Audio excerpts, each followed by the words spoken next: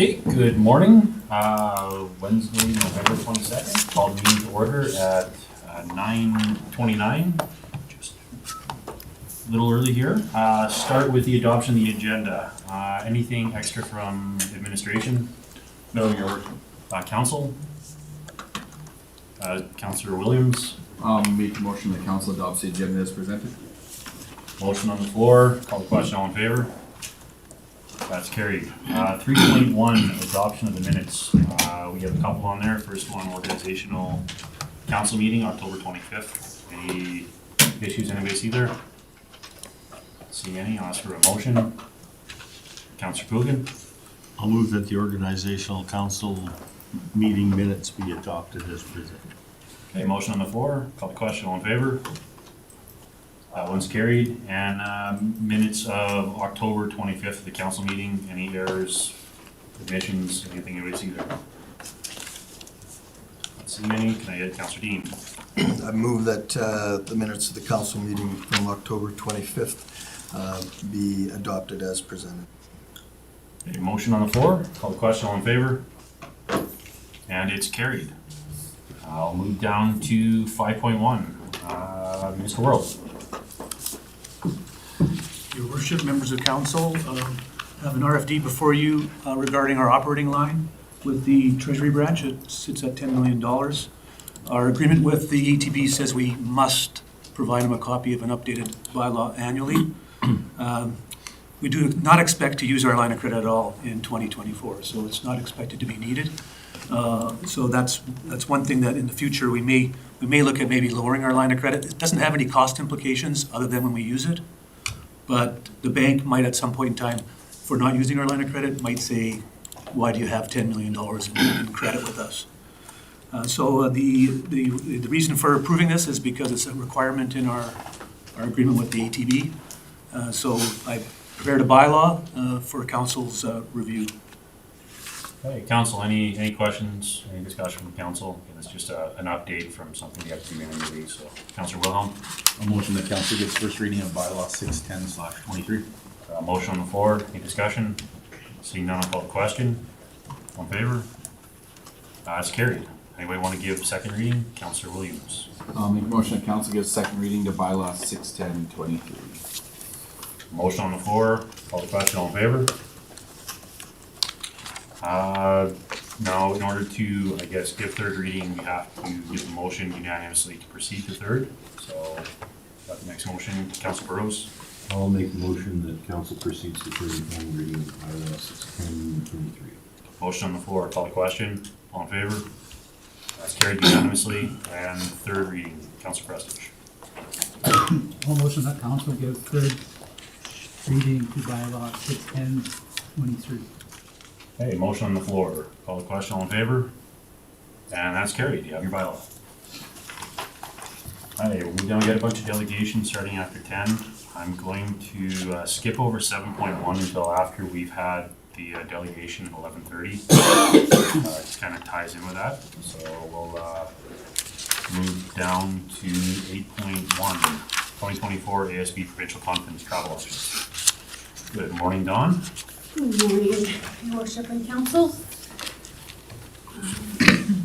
So before you have an RFD, this discussion was held at our Ag Service Board meeting. Our Provincial Ag Service Board conference is going to be in Lethbridge this year, so it's about a 7-hour drive in late January. So the Ag Service Board has recommended to bring this to council to look at alternate travel arrangements using air rather than driving. So I did do a cost analysis as well, and you can see that in your package. There is a spreadsheet. So the most cost effective would be driving with our county vehicles, having two going down. Then carpooling would be the next option. And so obviously the air travel is going to be the most costly. However, it would be the safest for our members to travel. So that is why our Ag Service Board recommended to council, or to bring this to council. Any discussion from council? Councillor Dean and Councillor Boogan. Through the chair to council, when I looked at Dawn had prepared this for our Ag Service Board as well, and I, as a person that spent a lot of time on the roads in January and February coaching hockey, we all know that the weather in Alberta is very unpredictable. And when you look at the policy, the word logical is included in the language, and to me, this is the logical way to send 7 people that are representing our county. Councillor Boogan. Yeah, and I guess we had the discussion about whether we would drive or we would fly, because some people may not be wanting to fly. So we had a pretty good discussion on it, and I guess there is a willingness to drive if we have to, but we would prefer not to if that's possible, and if council has a look at this and approves this. Yeah, my feeling also is Highway 2, especially in the winter time, can be very unpredictable with the winds and ice. And I mean, it might not be bad this year. We don't know what this winter is going to look like. So far, it's kind of shaping out to be very mild. But given we're sending 7 people, I would like to try to, my feeling is to try to take as much of the risk out of the travel as we can. It's a long time in a highway and a long time where something can go wrong. And we don't have many of these conferences where we're this many people we're sending and this far away. I would recommend going with the safest route, carpooling to the airport to cut down on your parking and shuttle fees and everything back and forth and sending on an airplane. Councillor Wilhelm. So would the plan would be to drive to Edmonton and then fly to Calgary or fly to Lethbridge? Lethbridge. Okay. Yeah. It's up to the travel agent. Yeah, we'll probably get a connecting flight from Edmonton to Vancouver, over. This is probably something I should know, but do we not still have the charter flights from Whitecourt to Calgary? No longer? Okay. All right, I should know that, but I thought we still did. I looked on the website a couple weeks ago, I thought it was still on there. Councillor Williams. Be prepared to make a motion that council allow the Ag Service Board committee members to use air travel to attend the Provincial 2024 Ag Service Board Conference in Lethbridge in accordance with Policy 1973-4.1.1 as it is logical mode of travel. Okay, motion on the floor. Any discussion on that motion? Seeing none, I'll call the question. All in favor? It's carried. Thank you. 8.2, subdivision time extension request. Morning, Your Worship and Council. Good morning, Joan. So attached is a request from subdivision applicant 2022-708, which is down in the Anselmo area, Southwest 55710. They're just requesting a 1-year time extension to complete their conditions of subdivision. The Municipal Planning Commission reviewed and approved the subdivision in November 16th of 2022. This is the first request for time extension. The applicant is requesting the 1 year to complete those conditions. Pursuant to the Municipal Government Act, the council can extend that time frame. They've paid their application fee for that process. We have reviewed the application. It still meets the intent and integrity of the subdivision and development regs and the land use bylaw. So just looking for council's motion for approval. Councillor Dean. Through the chair to Joan, just a process question, and I know you guys that sit on the MPC will know this. Does this application, is it reviewed by the MPC as well, or does it just come from administration? Oh, so through the chair to Mr. Dean, the time extensions just come strictly through council. Okay. So when you say we reviewed it, you're talking about internal? Administration, internal. Okay, thank you. Councillor Prestige. I'll make a motion that council approve the request for a time extension to register subdivision application 2022 SUB 08 to November 16th, 2024. Okay, motion on the floor. Any discussion on that motion? Seeing none, I'll call the question. All in favor? No, it's carried. 8.3.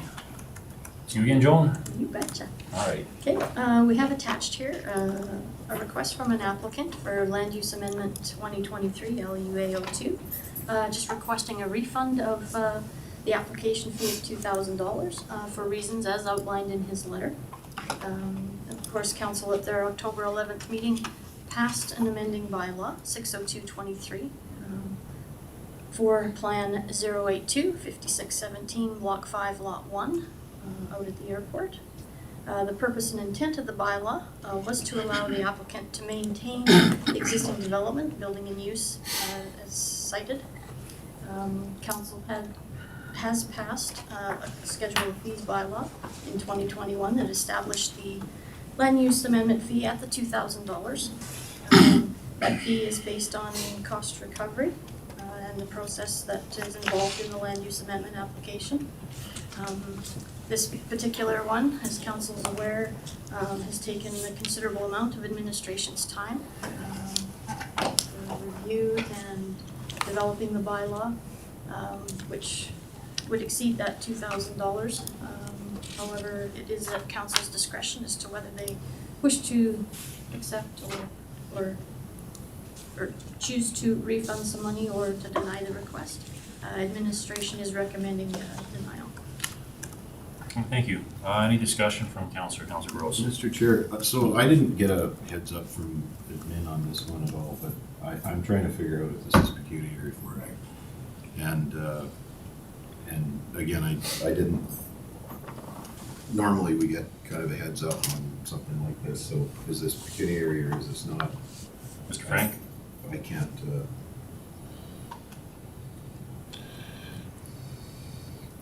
Again,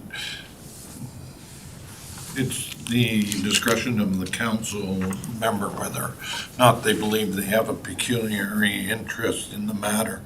This is a refund of the application for the land use amendment. That's the So from administration, your best opinion is this, given this is just a refund on an application, he should be able to sit on this one? Yeah, I don't see where the pecuniary interest in my professional opinion would be, but however, again, it's the individual counselor that has to make that ultimate decision. Councillor Wilhelm? I guess the question for council is, Councillor Burrows wasn't here for that original approval of the land use bylaw because of the pecuniary interest. So would that tie together? I'm sure that's what he's asking. Like, he wasn't here for the original decision Your to pass Worship. that land use bylaw amendment.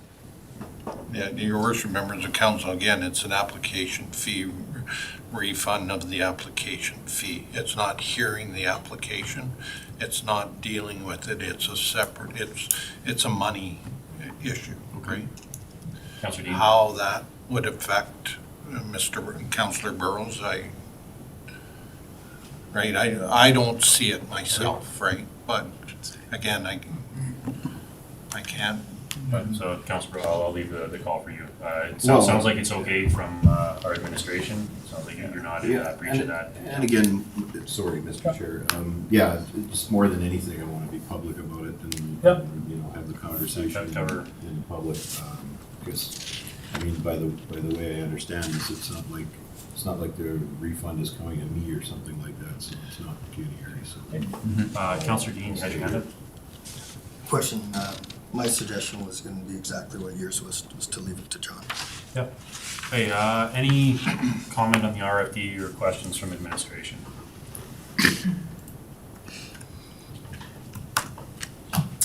Councillor Dean? So, one of the things that I don't have a real good understanding of with respect to the zoning and this application is what the motivation would be to have that piece of property zoned airport service. What are the defined? Are there restrictions? Can you outline that?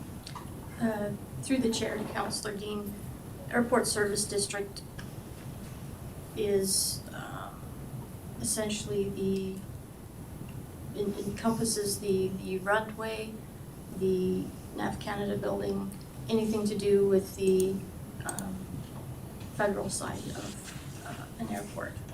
So your aprons, your taxiways, the runway. It is the applicant's belief that hangars are also under that jurisdiction.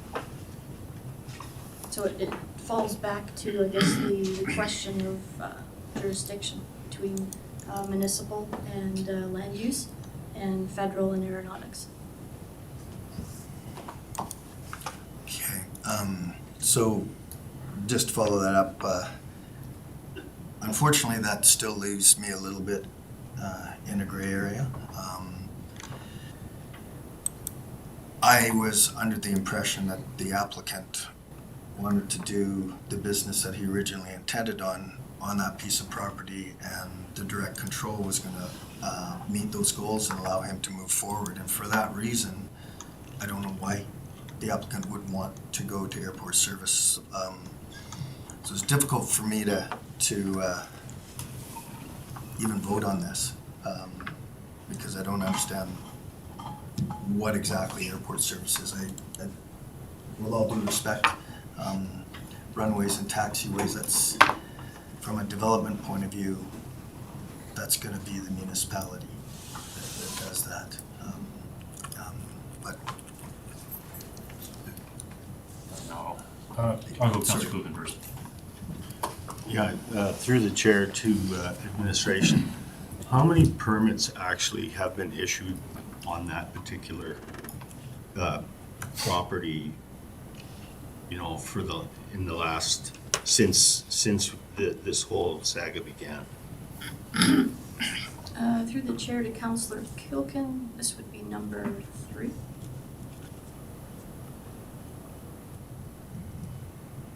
And I guess the next question would be, there's, you know, as we all know, there's been a lot of issues around this property, and some of those permits obviously had to have been canceled at some point in time. Through the chair to Councillor Kilken, the first one was the landowner removed the original hangar to construct his second hangar. And Sorry. and then the third one was to deal with the fact that what was constructed was not the intent of that second application. It was built outside of the setbacks that had been approved, as well as an additional office had been added to the structure. I would, I say my comments on this. I know we've had other permits. There's been other stuff going on. Like I said, this has been a long-standing property that we've been working with, and I believe this is going to be a long-standing property we're going to continue to deal with. My suggestion at this point, I know, like, not undermining the administration, I know you guys put a lot of time and effort and work into this, but just given where we've been and I know where we're going to be continuing to work on this, I would recommend possibly in a sign of good faith, showing we're trying to work and trying to come to a conclusion on this, or we're working ahead, would be to refund the application fee at this point, and to just, I guess, extend the olive branch a little bit and see if we can maybe be in a little bit of good faith there and trying to resolve the rest of what we're working on. That would be just my suggestion. Councillor Wilhelm? Yeah, through the chair to council and administration, all they're asking for is a refund on the application fee. I mean, the land use bylaw application will still go through as applied for and approved. This land use, though this whole ordeal has cost both sides a significant amount of money.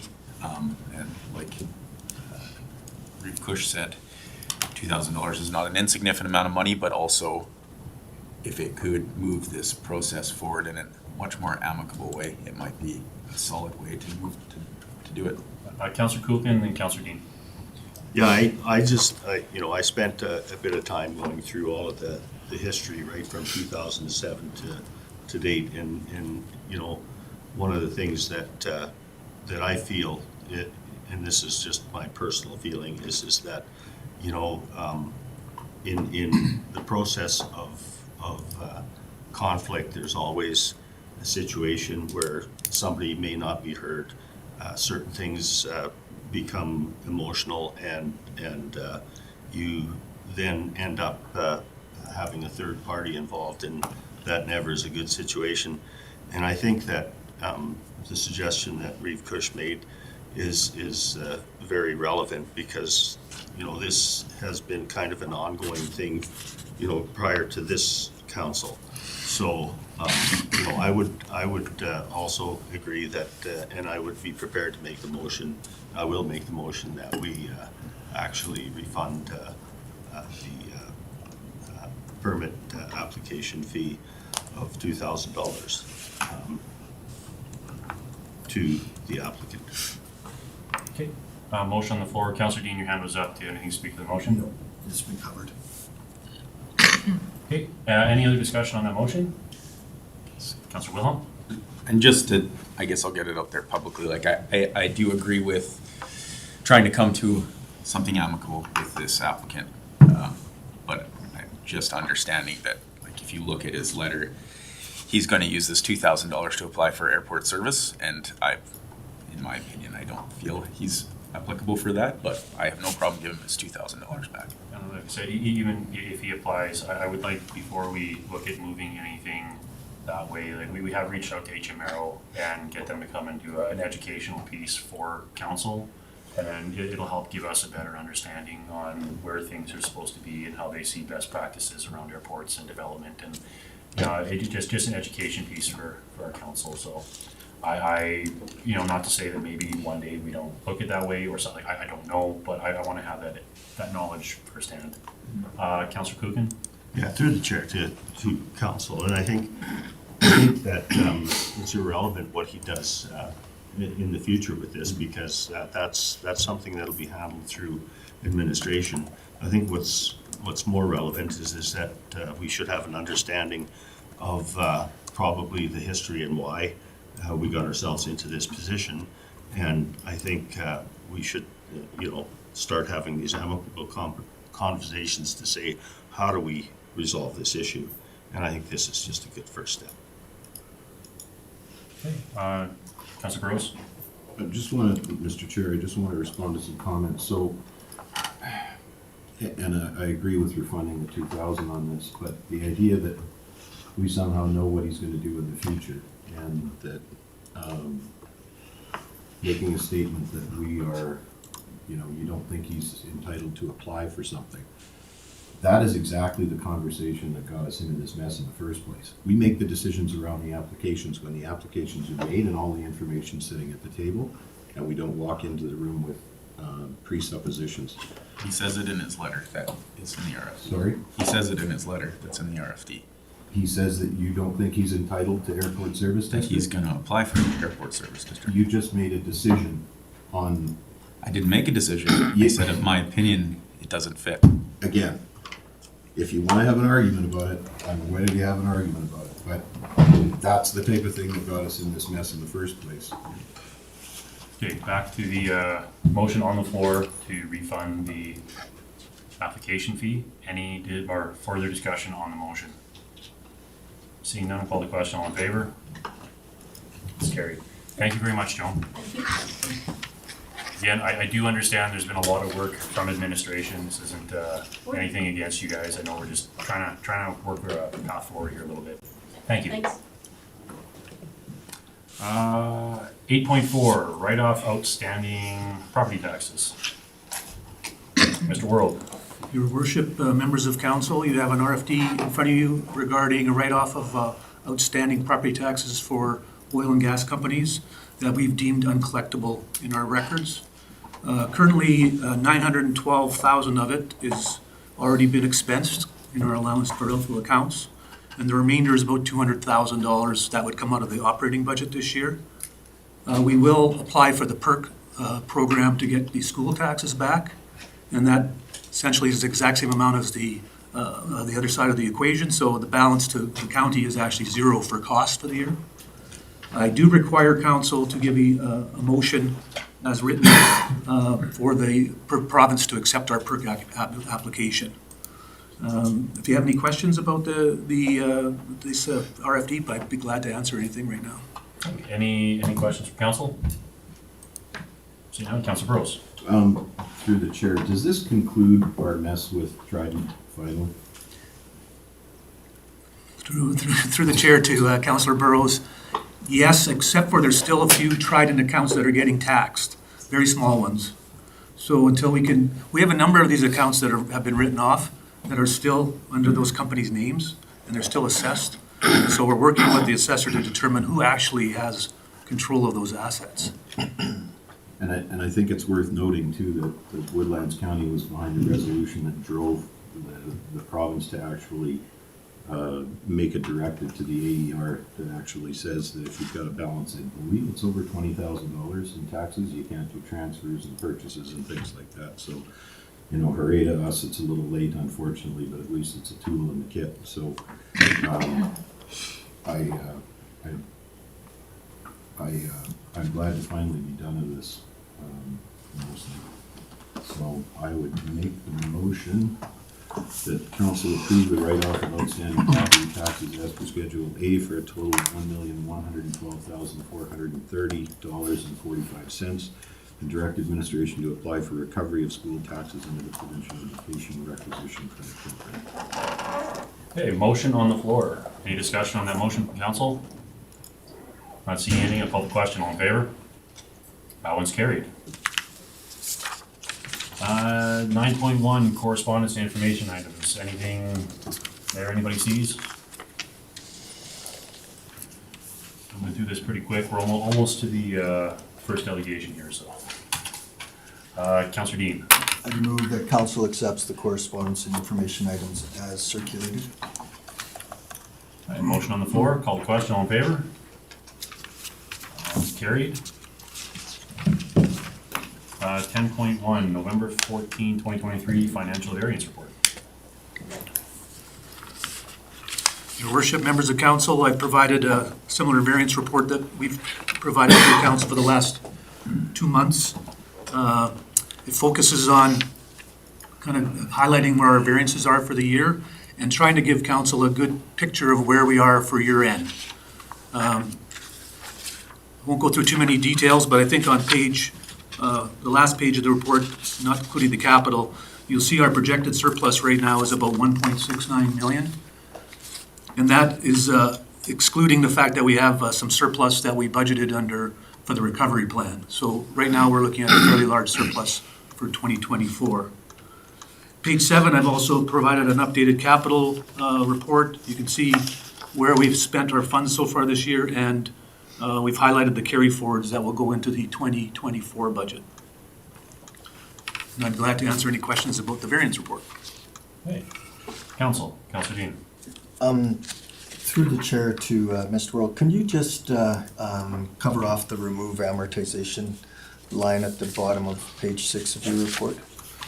So when we budget, when we do our budget annually every year, we have a balanced budget excluding amortization, because amortization is a non-cash item. So our actual balance in our budget, if you ever looked at our budget document in the system, would be minus $7,099,000.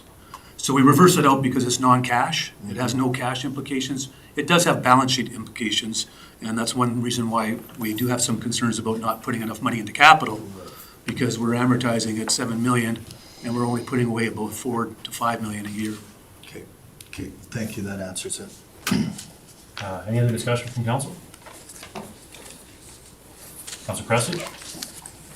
I'll make a motion that council accept the financial variance report as information. A motion on the floor. Any discussion on that motion? Seeing none, I will call the question. All in favor? And that one's carried.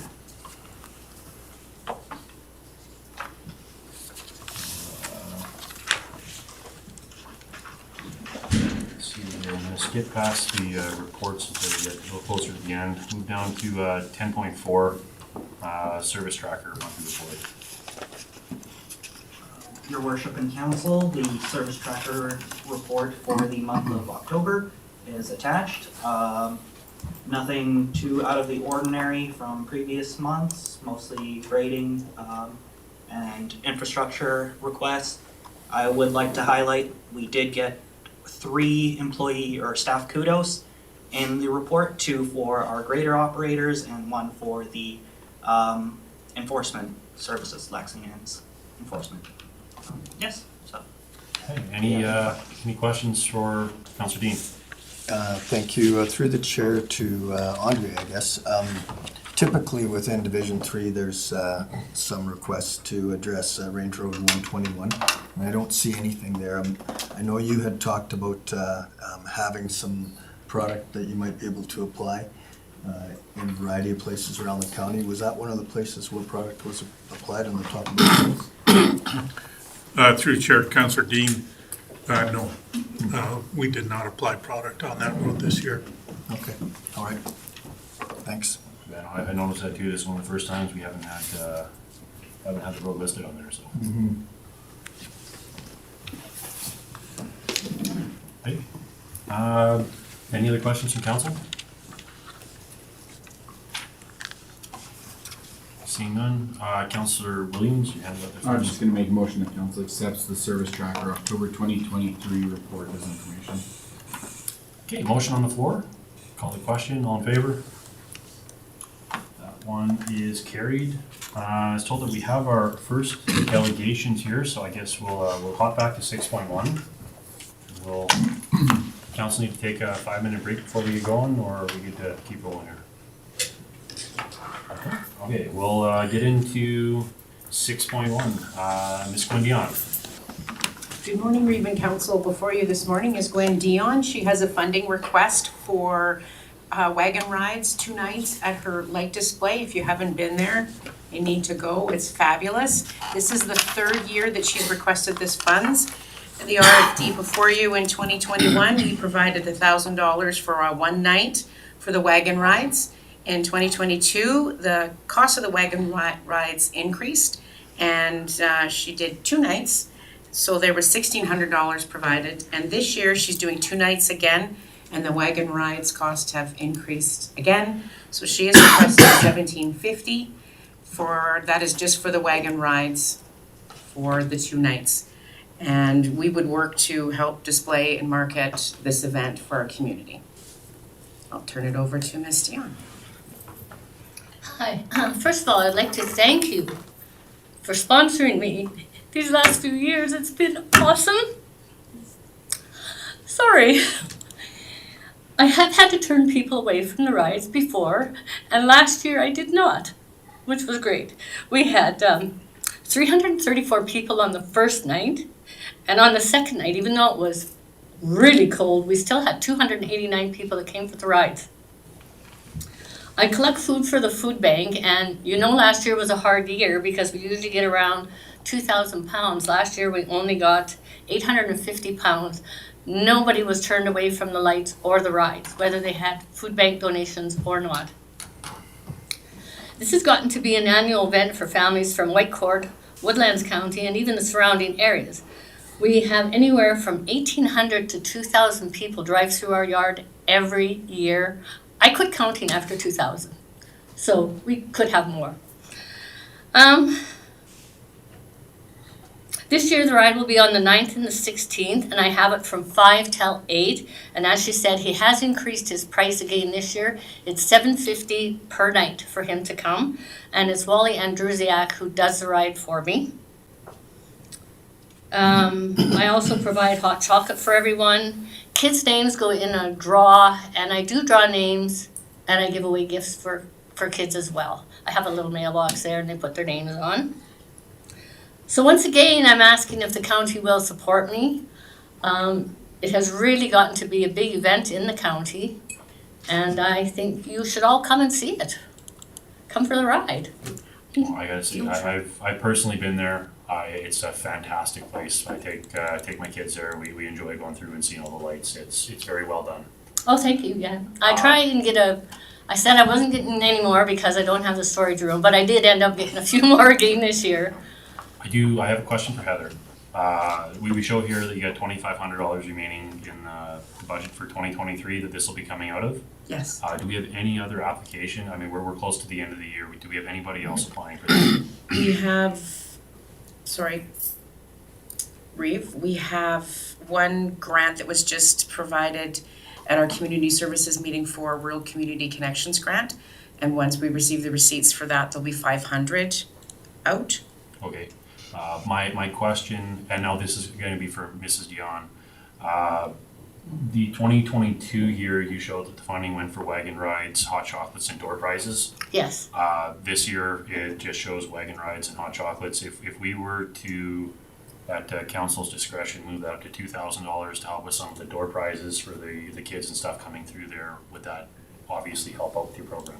Oh, absolutely, because I usually buy most of the door prizes myself, and I give away maybe too many, about 25 gifts. You said that there is definitely a lot of residents, local and from surrounding communities that come. It's a great event. Yeah, I've had people from as far away as Swan Hills, Fox Creek, and Valley View.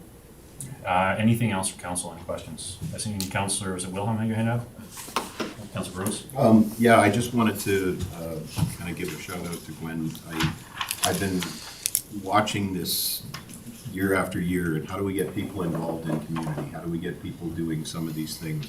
And the fact that you're just doing this out of hand, I'm happy to move along to support you. But we as a council, we can approve buildings and we can put stuff up, but the people that are around us that are part of that, that's the community.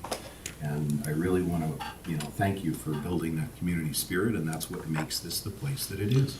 So if anyone's listening that this rubs off on them and they want to do something similar and do block parties and do some of these other things, look into the funding that's available through the county for it, and start building the community around you. We live in a world that's kind of weird right now. We talk to people via email in Japan more than we talk to our neighbors. So thank you very much for doing this. You're welcome. You're welcome. Councillor Wilhelm. Through the chair, Heather, is there, Heather, for community services, is there not a grant that this applies for underneath our group that, because it doesn't need to come in as an unbudgeted expense, could we not include this in any of our current grant application programs? We've done it this way for these past few years because it was an unbudgeted expense, so it isn't something that would apply for in our grants. It's not, there's a recreation and arts and culture grant. This did actually come in after that. Okay.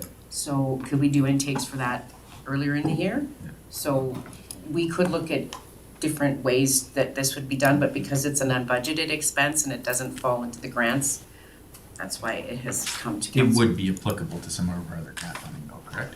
I think we could make it work. Okay, thank you. Peter, seen your hand up there first. Yeah, I agree with what Councilor Burrows said, and I would be prepared to make a motion then to actually approve $2,000 for this event. Okay. Motion on the floor. Councillor Dionne, seen your hand went up there after. Yeah, thank you, Mr. Chair. Just, I'd also like to bring attention to everybody in this room and anybody that may view this,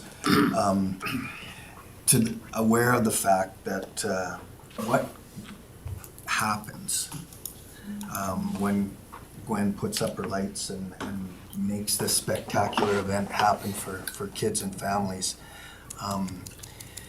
involves a whole lot of effort as well. So I live in the area, and I have the good fortune of seeing it every year and driving by, and the time and effort that goes into this is what's not captured in here. It's not a 10-hour project. It's hundreds and hundreds of hours. I usually start in September.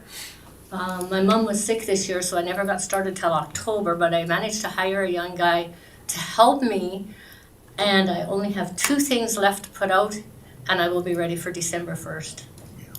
So with that motion on the floor to approve $2,000 for the event, any discussion on that? Call the question, all in favor? No. Thank you very much. Well, I have to thank you again. I enjoy doing this. I love Christmas lights, and the people seem to like it. And you really should come. You all should come. And if nothing else, come for the hay ride, or the horse ride, I guess. It's not really hay. And you'll see how many people come. And that's just 2 nights out of the year. Christmas Eve is probably the busiest night. People come Christmas Eve a lot. And even when it was COVID and we couldn't do anything, we were able to book the wagon ride as families. And they had to wear masks, so we still did it. But yeah, I've been doing this for, I don't know, 14 years. And the hay rides I've only been doing for probably about 6 years. So I appreciate it. I can't tell you how much I appreciate it. Well, thank you again very much for coming, and I can't wait to be out there and see what you guys set up again this year. Yeah, you'll see my giant skaters. Thank you very much. Okay. Corinne, just checking, is our 7:31 here too? Okay, just moving along here, 6.2, the Altalink transmission line. Good morning. Good morning. Oh, perfect. I wonder where my partner is. If you're not ready, we can keep going a little bit down here if you'd rather. I think I can do it. Okay. I'll just Unless you ask me really hard questions. I'll just start here. We'll go around the table, give a round introduction so you know who you're talking with here. I'll start with Mr. Frank. Frank, Chief Administrative Officer. Carrie Stevens, Executive Assistant. Devin Williams, Counselor for Fort Assembly and Tinley. Bruce Preston, Counselor for Blue Ridge. John Burrows, Councillor, Whitecourt West. Dave Cush, Councillor for Nassau. Peter Kilkin, Counselor for Freeman River, Goose Lake. Jeremy Wilhelm, Whitecourt East. Alan Dean, Whitecourt Central. Andre Bashan, Director of Infrastructure. Andrew World, Interim Director of Corporate Services. Well, nice to meet you all. My name is John Grove. I'm the Municipal and Community Relations Manager at Altalink. I brought with me Stephen Day, who is the Senior Right-of-Way Planner for this project. And somewhere, is there a, there we go. We're here to talk about the 799L transmission line rebuild. Okay, which one is ahead? Very quickly, Altalink at a glance, we own about 13,300 kilometers of transmission line. Our service territory is the dark blue here. We do service about 85% of the Alberta population, either directly or indirectly. We bring power to Edmonton, Calgary, Red Deer, Lethbridge, Medicine Hat. We have about 310 substations. Substations are where the big power comes in. That's us, the transmission lines. Gets divided down, goes out on distribution lines. Distribution Fortis, the REA, down every grid road to towns, businesses, villages. And we are owned by Berkshire Hathaway. Trying to read what, just so I don't miss anything. Transmission lines very generally the largest are 500 kV or 500,000 volts. There's one of those going from Wabamun, Keep Hills Country into Edmonton. There are a couple that run north-south in the province from, ATCO has one that goes from about industrial heartland down to Brooks. Altalink has one that goes from Langdon east of Calgary into Leduc County.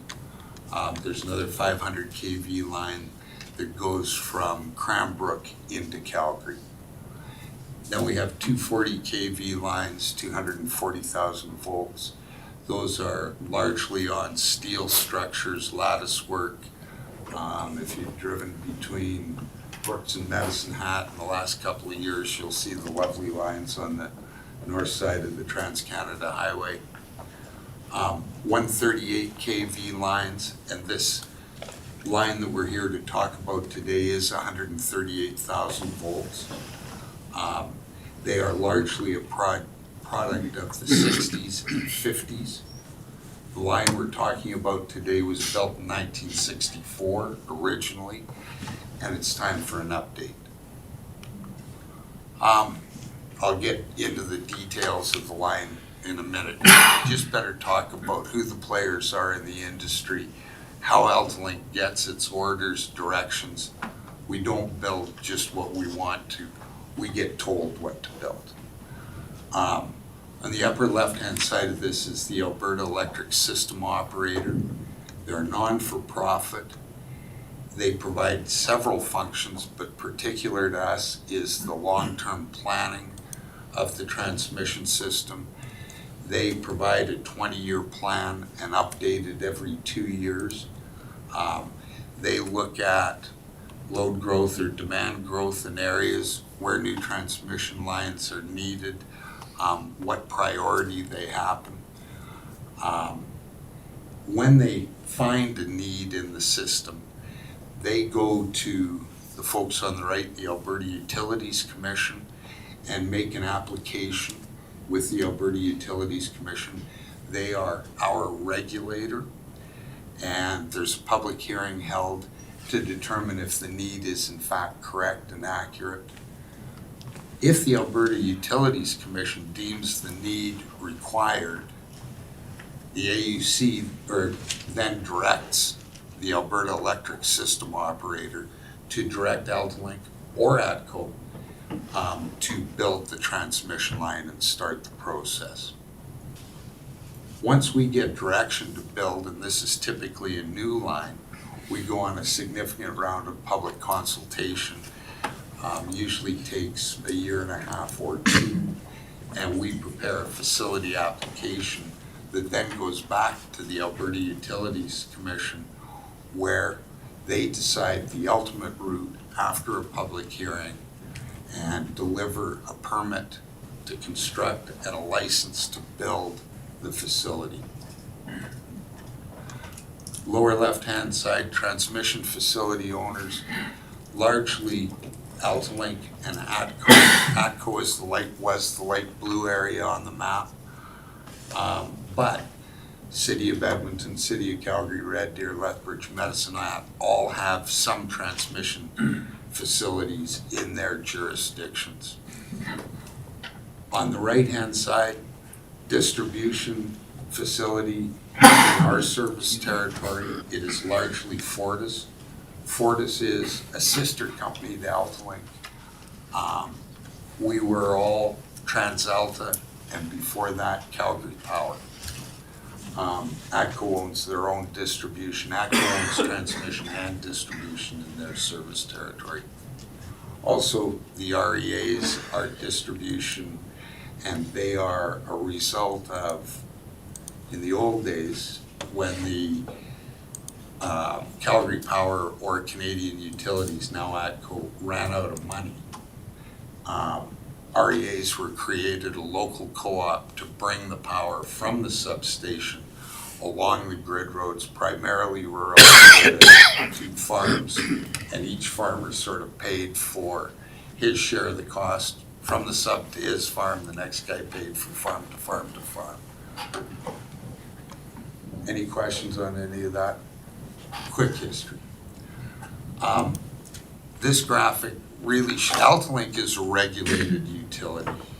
I think everybody gets utility. It's a necessary infrastructure. Might be water, might be sewer, might be natural gas, electricity. By regulated, the Alberta Utility Commission holds public hearings and determines what's allowable in our applied for expenses. We do have a service territory that we are obligated to provide service in, and society probably wouldn't want several transmission lines, like you wouldn't want several water lines. The roads would always be dug up and that kind of stuff. So in essence, we have a monopoly in our service territory, and the regulator keeps us honest, fair, and transparent. On the left-hand side of this graphic, we talk about the different generation types. Used to be we'd talk a lot about coal and natural gas.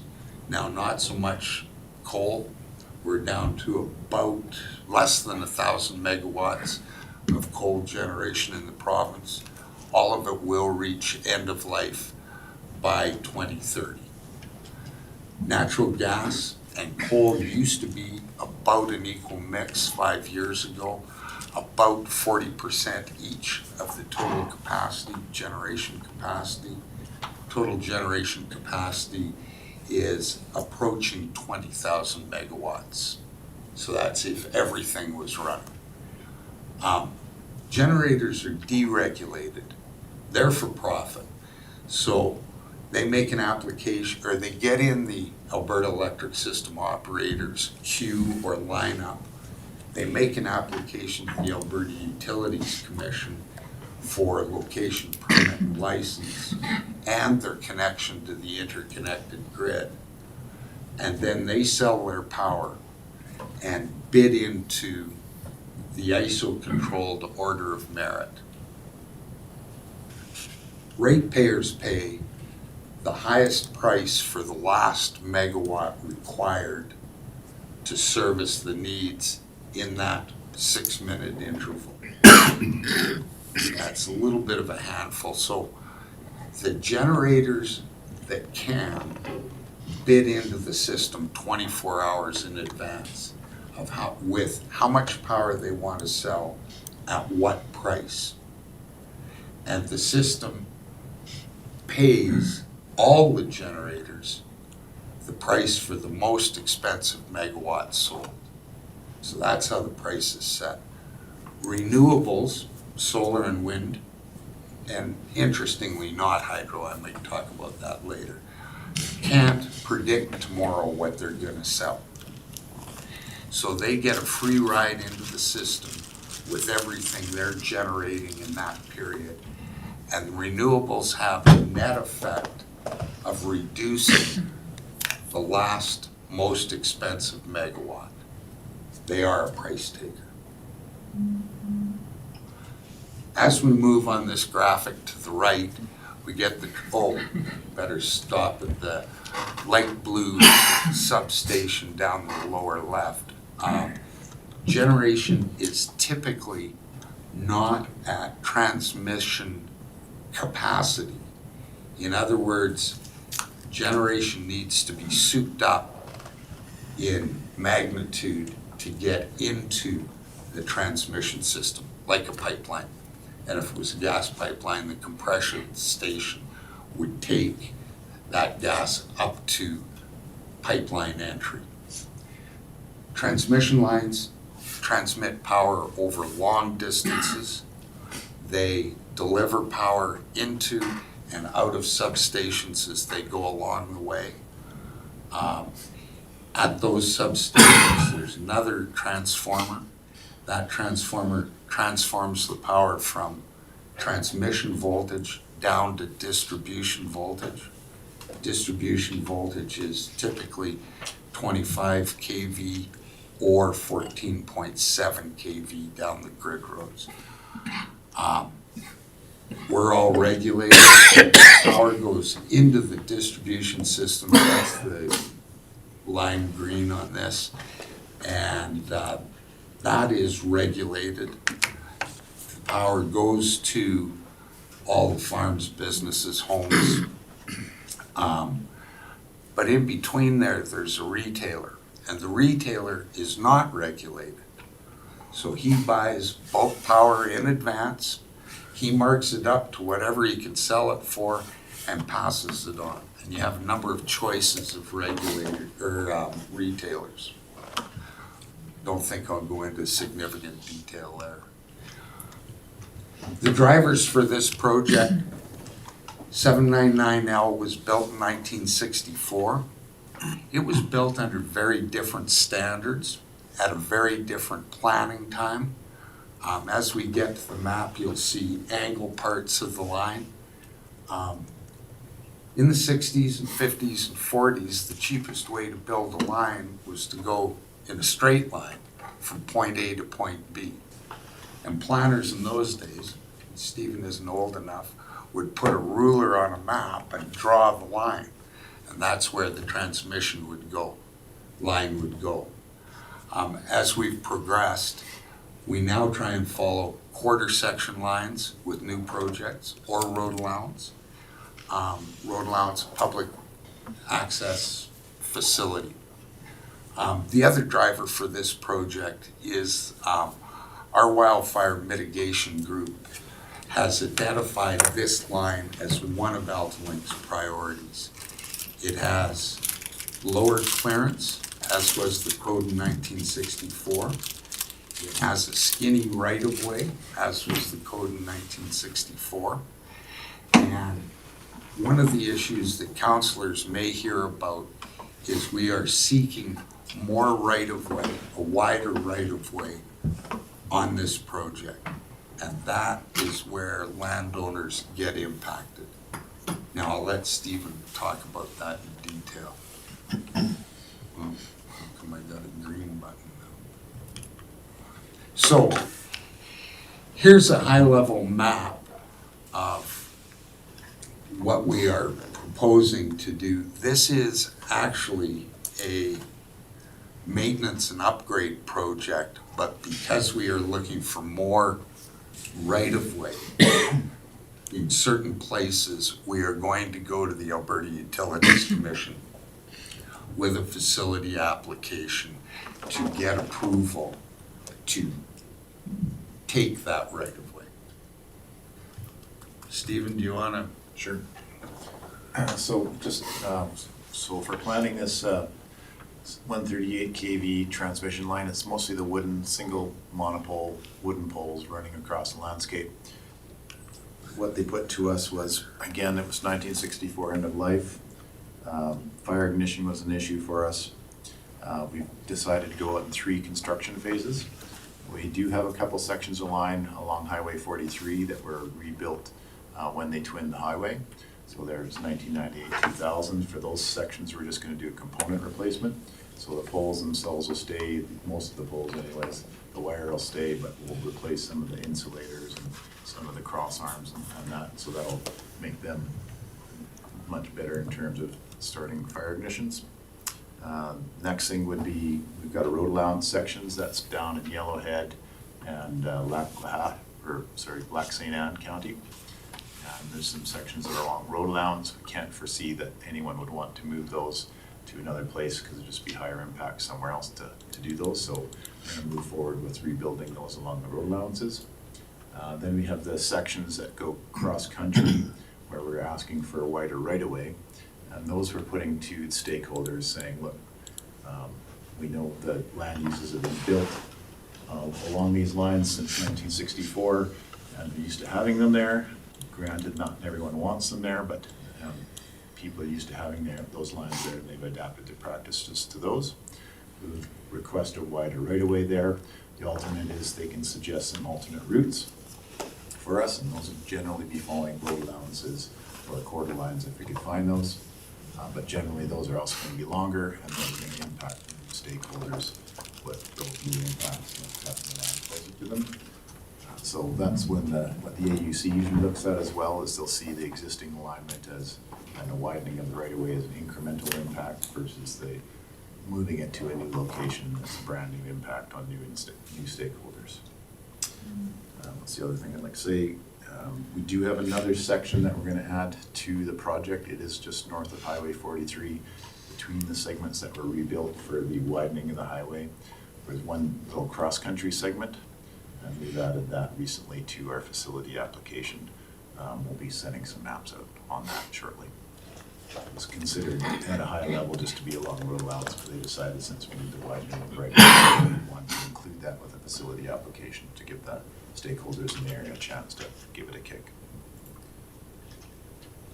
Let's see, and yep, that's all I had to say. Is there any questions regarding the existing line, its alignment, and what we're proposing to replace there? The structures could be wood, steel, or composite. And you got pictures of the structures there, John? I'm trying to get the, oh, sorry, these maps are very difficult to see. There's the structures. I think generally the structures will be a little bit taller. That complies with more modern standards. And the reason for the increased height is to move the sag of the wire higher up to assist with what are now more modern farming practices and get the conductor higher in the air. And the rationale for the widened right-of-way is that in the past, they didn't worry about taking the right-of-way to the swing out of the lines. Now with current standards, we take the right-of-way to the swing out of the lines. So that the distance between poles is probably not gonna change much. Just the existing right-of-way, which is 12.2 meters, isn't wide enough for the swing out, and the current standards require us to take the swing outs. That's why we're widening the right-of-way. We'll also take temporary workspaces and off right-of-way access where we need it, and work with all the stakeholders to deal with that. And are we adding about 10 meters wider in the right? Approximately 10 meters wider for the right-of-way, so it'll be around 20-inch meters generally. So where we're in road allowance, and I don't think it impacts Woodlands County largely, if the center line or the poles are 1 meter into the public right-of-way, we would be looking to go 10 meters wider into deeded land. And that typically matches standard setbacks for buildings and those kind of things. Some guys might say it's money for old rope because they can't build anything there anyway. They're in the setback area. Some folks may have an issue, and that is why we're here, is to give counselors some ammunition to talk about when they get jumped in the coffee shop. One other thing is outside the right-of-way, if there were some taller trees, it could be a danger to the line in terms of falling onto the line at some point in time. We wanted to see if we can address that vegetation as well. So, quite a question I do have, just kind of looking at your, the proposed transmission line, that'll be a new line?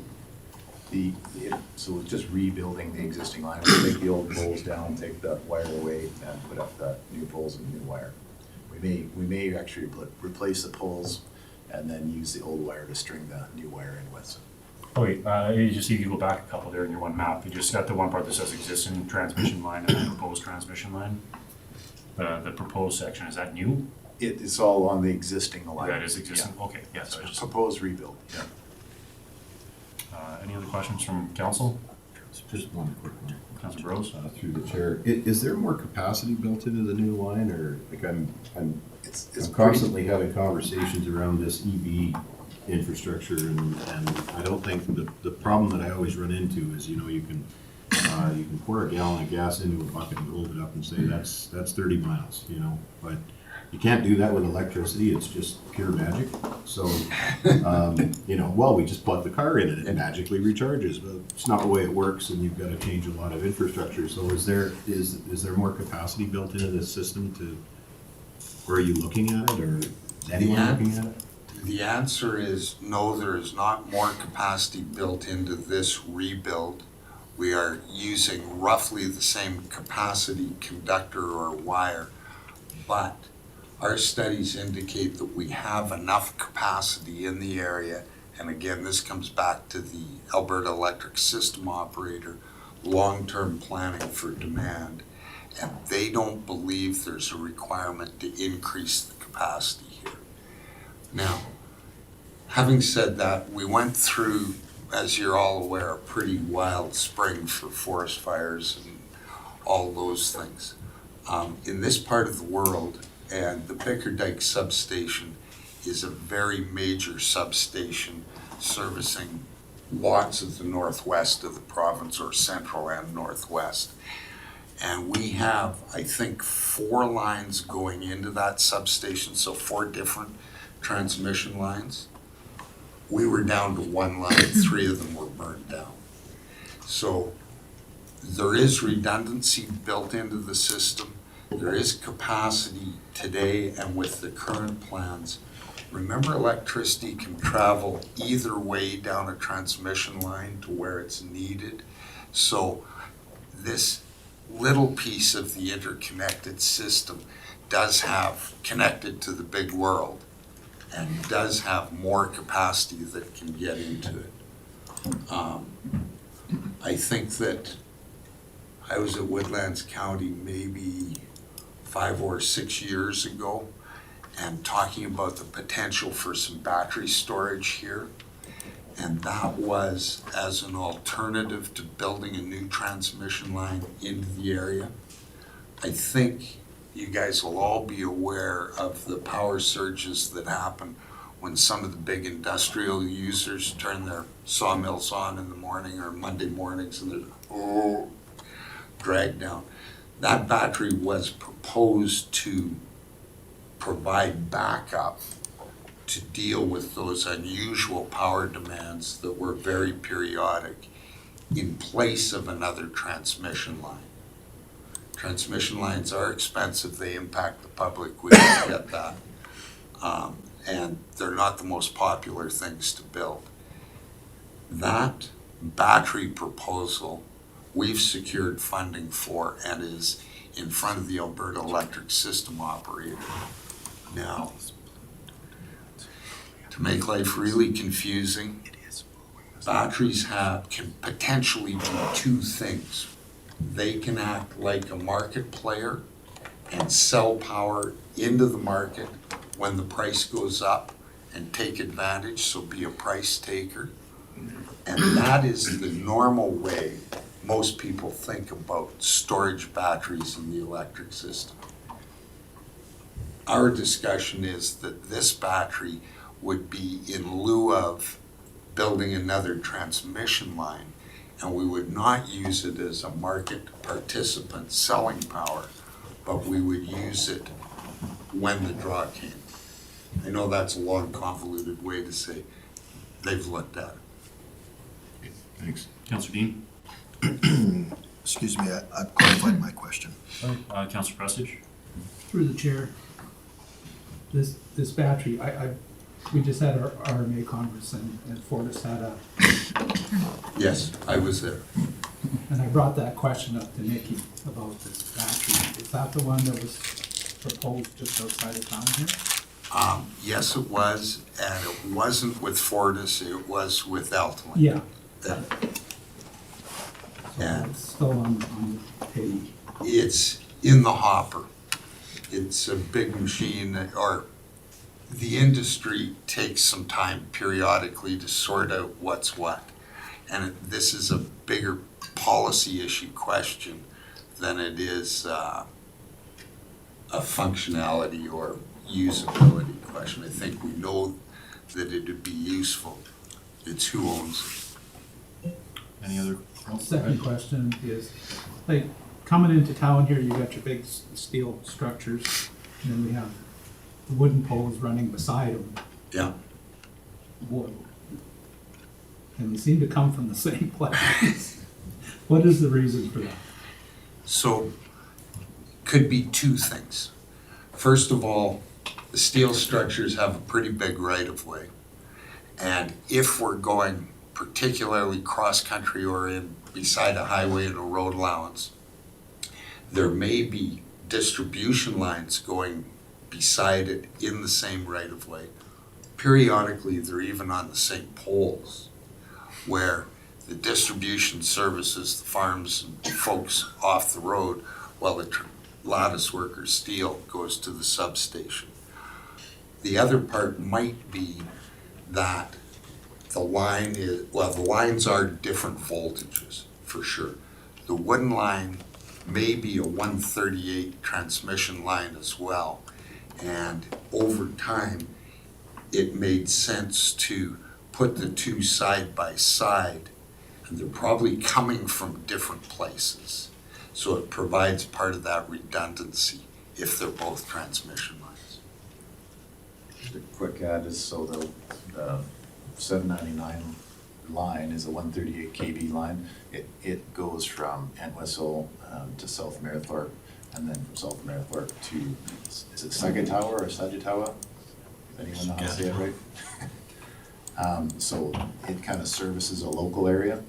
whereas the 240 kV lines are kind of big, high power lines connecting long distances to the substations. And the idea is to create loops of power so that if one line gets burnt out or we need to service one line, needs to shut down or whatever, you still got power going to the substation, so the power stays on for all the residents and the businesses while we're working on or fixing up a line. So. Do you have any other questions or comments, council? Not seeing any here. Councillor Kuchen?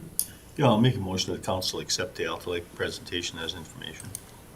Okay, I'd like to thank you guys very much for your time and for coming for the presentation here. And I'm sure if we have any other comments, we'll be lighting up your phones. I think you have my contact information. Feel free to share it. And just a reminder that this is provincial jurisdiction.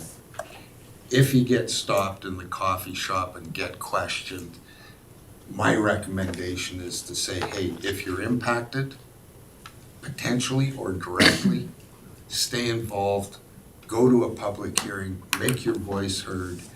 That's your venue to get it all out in the open. Just one more point is on our website, the Altalink website, we do have all of our projects on there and all the updates, newsletters, detailed maps, and all that information's on our website, so available to anyone. Thank you very much. Motion on the floor, call the question, all in favor? That's carried. All right, Thank you, again. council.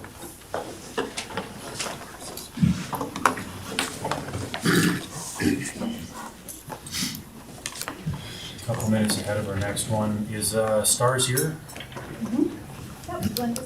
Hey, if you're ready, we can take you next. Get through them and take a break. We'll get to the 11:30 one. And Lorraine's here too, so. I just felt like I had something in my throat. It went dry all of a sudden? Yeah, just like really bad. Everybody's still here. I've been tired for 2 months now. I thought you said 2 years. Yeah, 2 years. Yeah, I picked that up too. Good morning. Good morning. I'm very pleased, thank you, very pleased to bring you your annual update. And once again, formally thank you for a very long and endearing partnership with STARS. Just start here quick. I know you were sitting around before we went through when we went to the introductions last time. Do you need us to go through again, or? No, I think Okay. that's fine. I All can right. just say that I'm Glenda Fardin. I'm the Senior Municipal Relations Liaison for STARS. So I've had the pleasure of working with municipal councils and yours as well for many, many years now. Monday, I just celebrated 17 years with STARS, so 17 years of working with municipal councils. Congratulations. Thank you.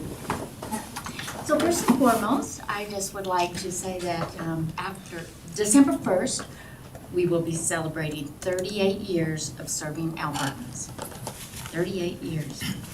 And so we're now going through some rebrands. So you see just a little bit different logo there, as well as, you know, STARS has always been about saving lives. And now we want to take that one step further with many learnings through COVID and the wildfire situations, and the fact that we have a brand new fleet and the latest in technology now. So our vision is increasing to provide critical care anywhere. So STARS is fueled by generosity. Previously, we had an affiliation agreement, 10-year affiliation agreement with Alberta Health Services for 20% government funding, which expired in 2020.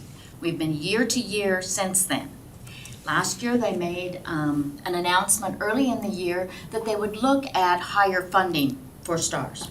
So I'm pleased to report to you as a council that at the very end of the year, we did receive a top-up from Alberta Health Services to 50% of operational costs. So basically, it's about $10 million per base, with 3 bases in Alberta, $30 million.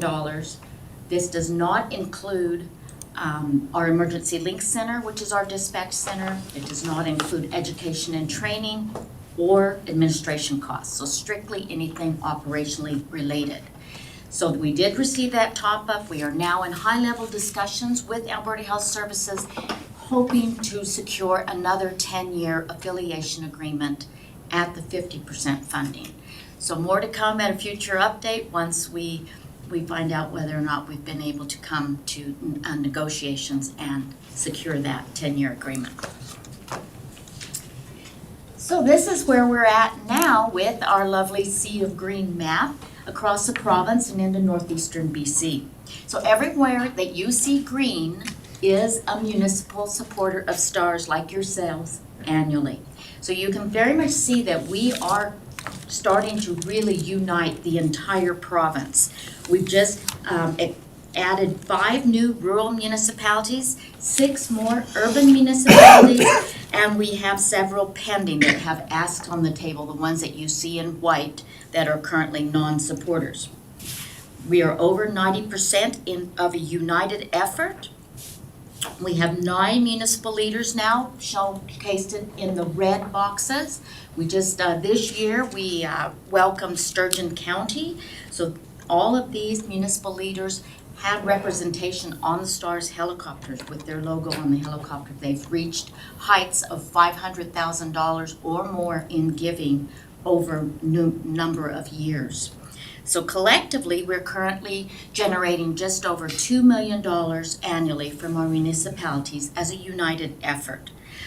The yellow boxes, now those are regional partnerships. These are either represented in the fact that they are giving at least a minimum of $2 per capita. You are one of our regional leaders that you are giving at a higher rate, which joins many of the others as well. It goes anywhere from $2 per capita up to $90 per capita. And we're also building regional partnerships within those, meaning that towns and villages that lie within your county's boundaries are also supporters of STARS. So I am looking to work more in your boundaries area with your towns and villages.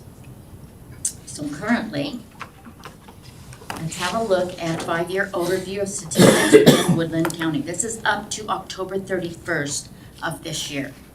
And so you can see there's been 9 admissions in total. Whitecourt Hospital continues to be a fairly busy hospital for us with critical interfacility transfers.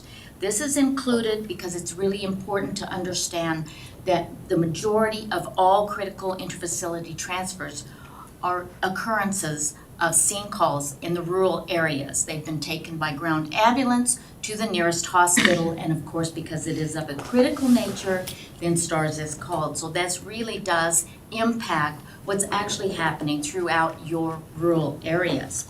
And then also 3 scene calls so far this year near Fort Assiniboine as well. So on an annual average, you would see approximately 13 missions per year throughout Woodland County. And it's also an important factor that you're in an area that's co-located, that you are served by 2 bases. Both Edmonton and Grand Prairie bases serve your area. So that is also a key aspect for your residents, that there is dual coverage and service to your residents. So now this has been 10 years in the making. Let's look on the left-hand side first. So this was being able to go back to as far back as 2010 and utilize patient postal code. No other patient information other than the postal code where the patient lived at the time that they were flown by STARS. So you'll see that there are several different areas that are located within your boundaries where residents have been flown by STARS. To date, since 2010, 176 residents in total. Now this also will include all rural residents that have, let's say for example, a Whitecourt postal code, but they live in the rural areas. So this does encompass all the rural residents as well. On the right-hand side though, it's more interesting enough to see that these are where the locations where these 176 residents were at the time that they needed STARS. Accidents and illness do not happen just because you're close to home. So 176 total residents flown since 2010. from 3 different STARS bases across the province in 2 different provinces. 104 of them were picked up within Woodland County boundaries itself, and 72 of these residents, which could also be all, rural residents as well, were flown from 24 other municipalities. So again, this is a testament to our partnership. The fact that your residents have access to STARS all across Western Canada, from Manitoba west through the prairie provinces. So the Emergency Link Center, they receive over 36,000 emergency requests every year, approximately 100 per day. They have access to every available resource in the province. They also help to monitor our STARS Vigilant program. It's our site registration program, largely used by industry, which monitors over 4,000 registered sites every year. So with that, that's especially important in our more northern area where we have a lot of industry activity, whether it's oil and gas or it's agriculture or road industry as well. It's important that they have access to every single resource. So even if there is an incident in a rural area, but there may be an industry paramedic a kilometer down the road, we can contact them. We know where all these sites are. We know what level of expertise medically that they have at the site. We can contact them while other local resources are en route. So it's just another safety net, if you will, another opportunity to provide critical care. And of course, previously I had presented to you that we were doing a pilot project with transport physicians taking a shift in the Emergency Link Center, especially during the COVID times.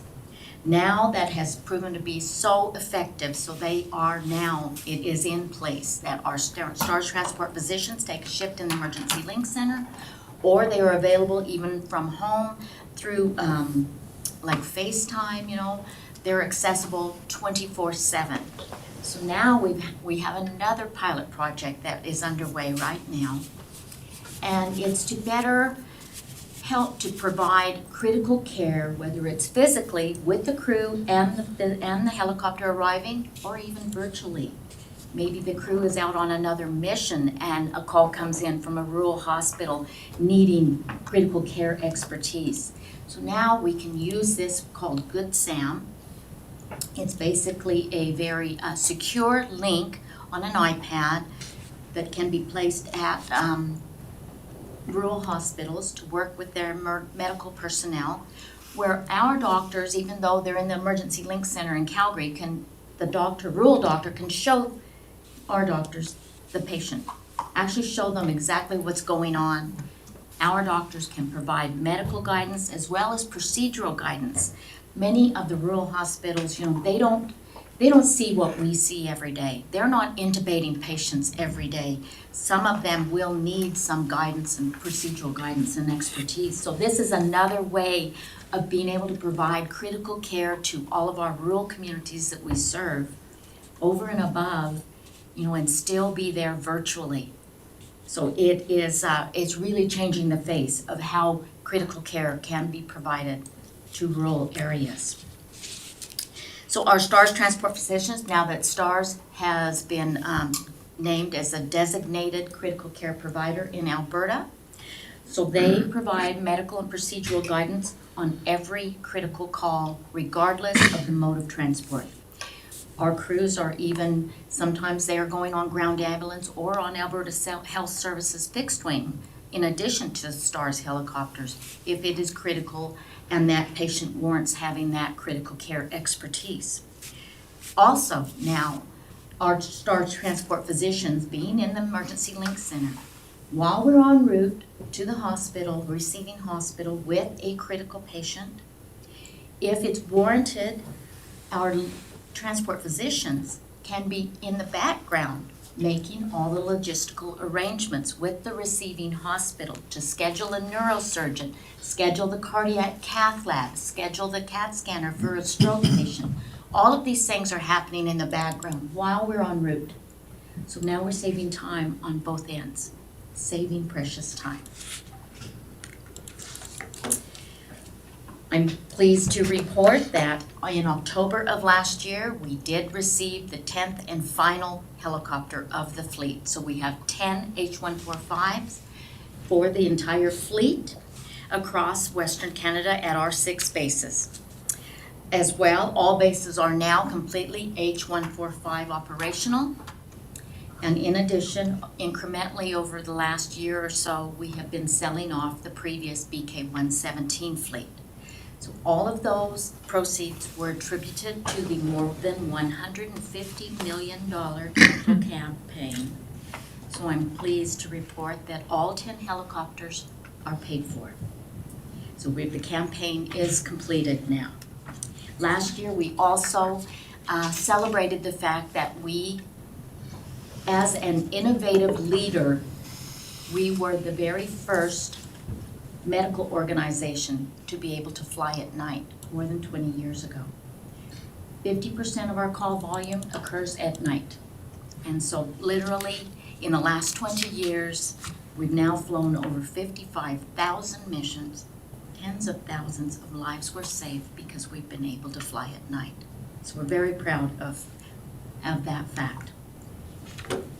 Last year I brought you an overview of the helicopter and some of the nuances of the new technology, but I wanted to bring you a little bit of an insight into some of the highly specialized medical equipment as well, which is really a key aspect for your rural residents. We are bringing the airborne intensive care unit environment when we arrive with the helicopter. Starting with the handheld iStat lab. So you can see it's the size of a cell phone, very small, compact, with only 2 drops of blood. In less than 2 minutes, our crews can have hemoglobin, blood gases, and electrolyte test results. These are all vital components when our crews are managing multiple pain management drugs for a trauma patient. The Hamilton T1 ventilator is a fully featured ICU ventilator, just like what you'll find in the tertiary care centers. But this one is made especially for transport systems and accommodates all sizes of patients, adult, pediatric, even neonatal patients. This is also an important factor. We always carry 2 units of universal blood on board. We were the very first helicopter EMS program in North America to bring this life-saving measure on board. It literally is the difference between life and death for many patients. The video laryngoscope. Now you can see that our crews can actually view the trachea right on screen. This was widely used during the COVID years as well, when almost every patient had to be intubated.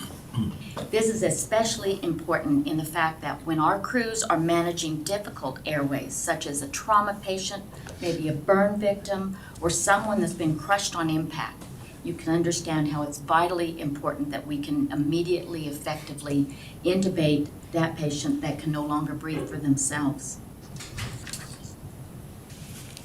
The Easy IO drill. Now we've always had this, but they continue to perfect it. So now you can see it's a very tiny little handheld drill, only used in time-sensitive, life-threatening situations when we must have immediate IV access. It allows us to drill into a shoulder bone or a leg bone and then start an immediate IV. This is especially important for a severe trauma patient when we need to have immediate access in order to start stabilization of that patient and pain management.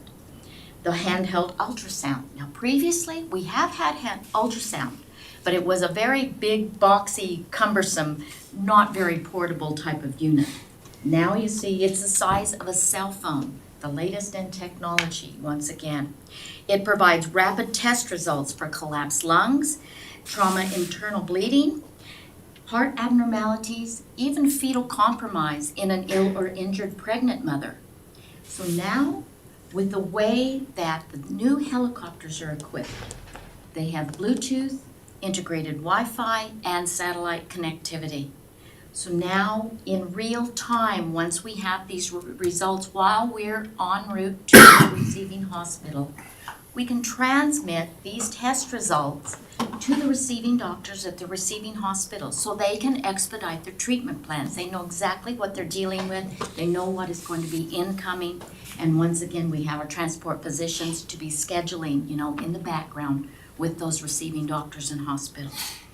We always carry pain management drugs, a plethora, including the thrombolytics for stroke or a query stroke patient.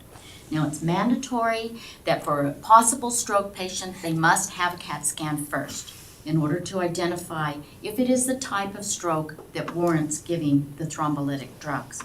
We have agreements with every hospital that has a CAT scanner that is on the stroke protocol across Western Canada.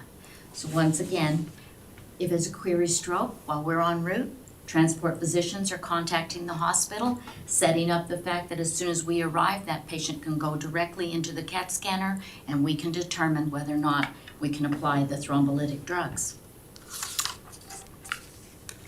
So of course now, we have the latest in technology in a new helicopter to serve us for generations to come.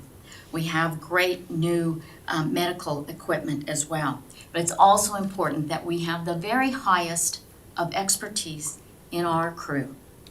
So there is an air medical transport conference. It's a simulation competition. It's a very rigorous competition. This is worldwide. It brings together helicopter EMS programs from around the world. What STARS does, we've been participating 21 years now.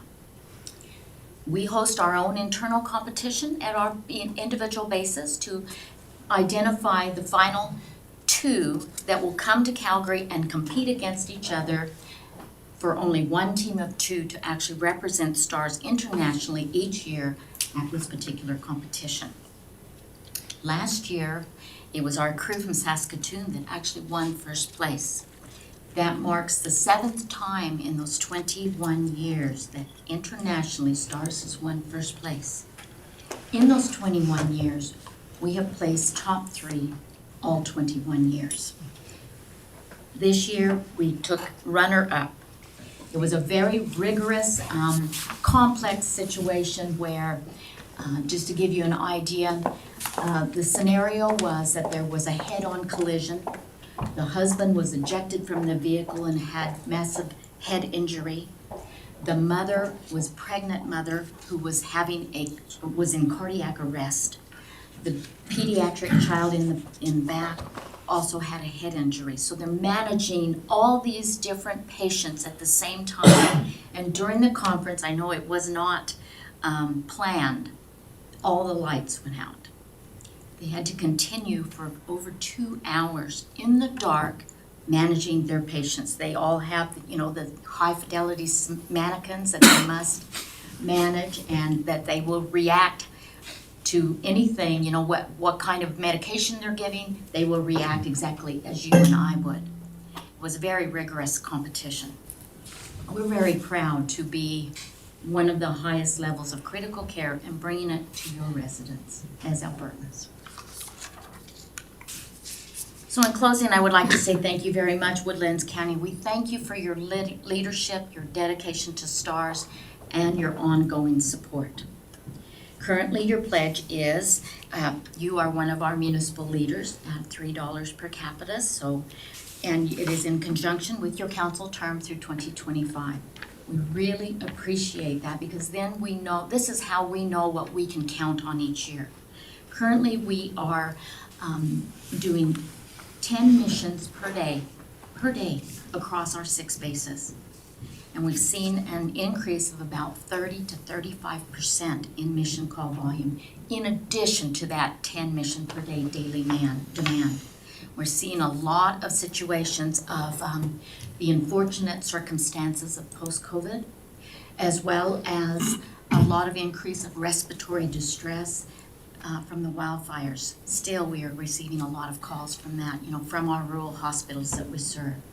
So it's really important to have partners like yourselves, ongoing. We know we can count on you. You're going to continue to stand by our side. Literally, a life is saved every day. The partnership makes it possible. Thank you.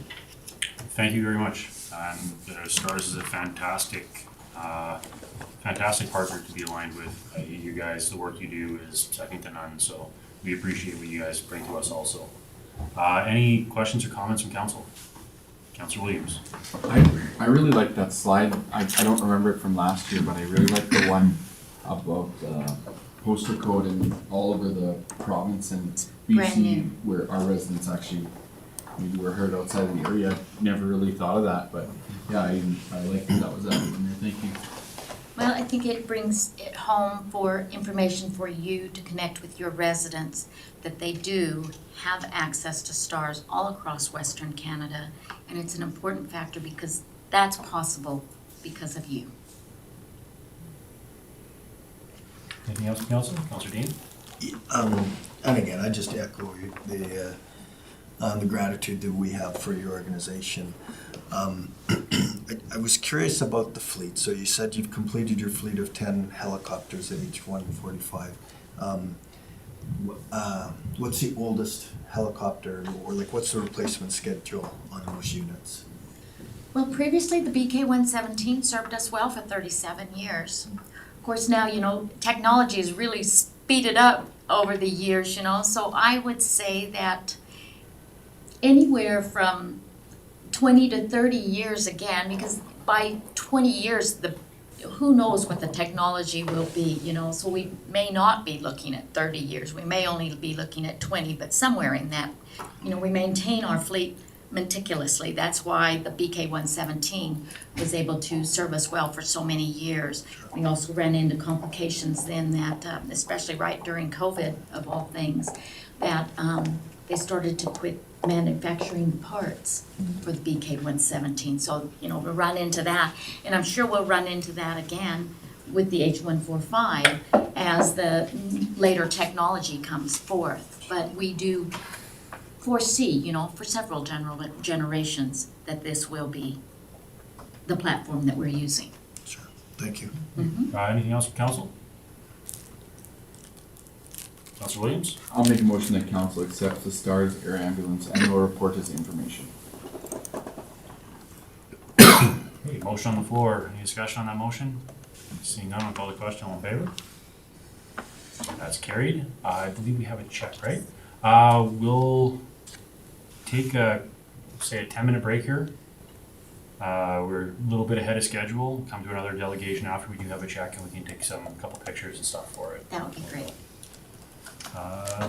So with that, I guess it's 11:07. Come back 10 minutes, 11:17.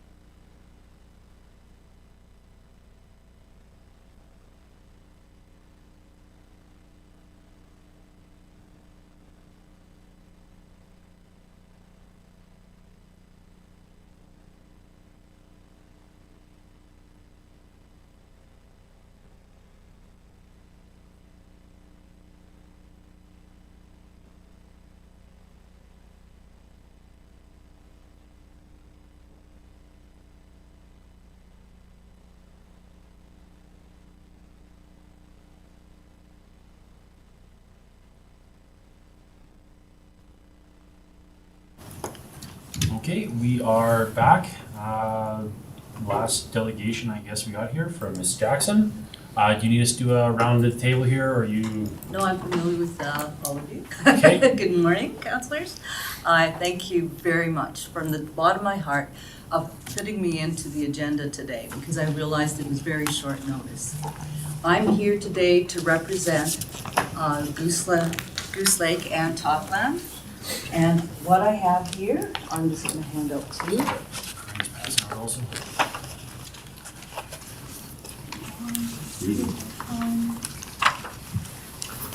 Thank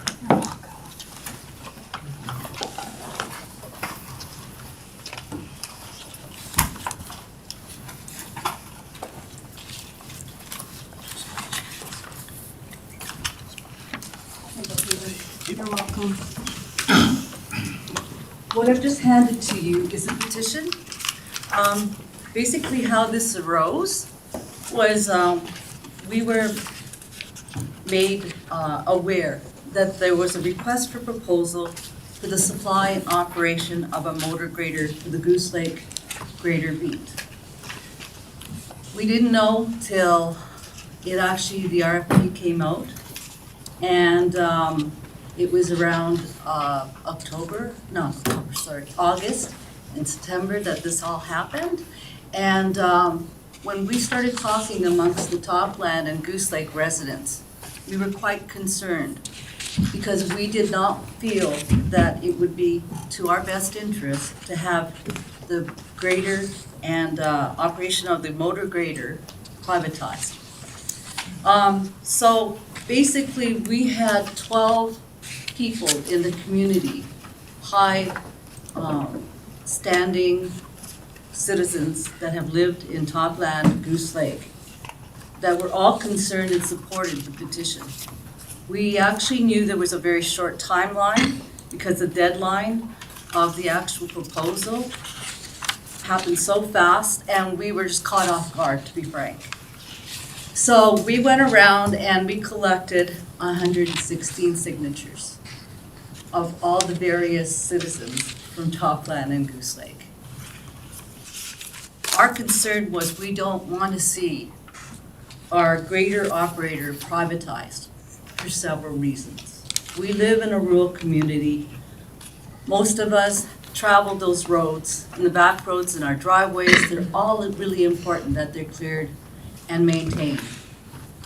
Some of us that are seniors, we have a large amount of seniors out there that have to go to medical appointments. And so they have to drive to town or the city a lot, and so they're affected by this. We're concerned about the road safety aspect. We have bus drivers that pick up our youth to go to school. We have a lot of people, even though they're in the agricultural sector, they also subsidize some of their farming by going to work as well. So we have young families and established families that have a spouse that have to go to work. And so those roads get traveled a lot. Now, personally, I have lived in Goose Lake for 42 years. And when I traveled, I had to go in the back roads and go to work, and my area covered Whitecourt, Swan Hills, Barhead, Mayerthorpe, so I was on the road a lot. And I was always grateful that the grader operator maintained the road so well. Not only that, but when you're looking at contracting, they're not necessarily local. So being local really has its advantages. We have folks that are on the dead-end road that the grader operator personally knows about their situation. That is hard to come by when you hire someone that is outside the community. Also, it has provided job opportunity for our local citizens as well. So a lot of times the grader operator is from the Topland Goose Lake area and has the grader ready and waiting in our jurisdiction. Now, when I read the contract, it says, they're not required to respond for 2 hours, and that's, possibly because they are not local. You have to look at all the factors. But we feel it's important that our roads are maintained. It's one of the essential services that Woodlands County does provide, our Topland Goose Lake area. And we felt it was important enough to make that known to you as councillors, how important it is for us to keep the greater service the way it is. A lot of the seniors that I've talked to, a lot of the citizens I talked to, they went, why? Why is Woodlands County looking to privatize this essential service? And frankly, I didn't really have an answer to that. So, but we felt it deemed important enough to come to you and gather all these signatures, 12 people gathered around, beat on the doors, talking to the people, and they signed.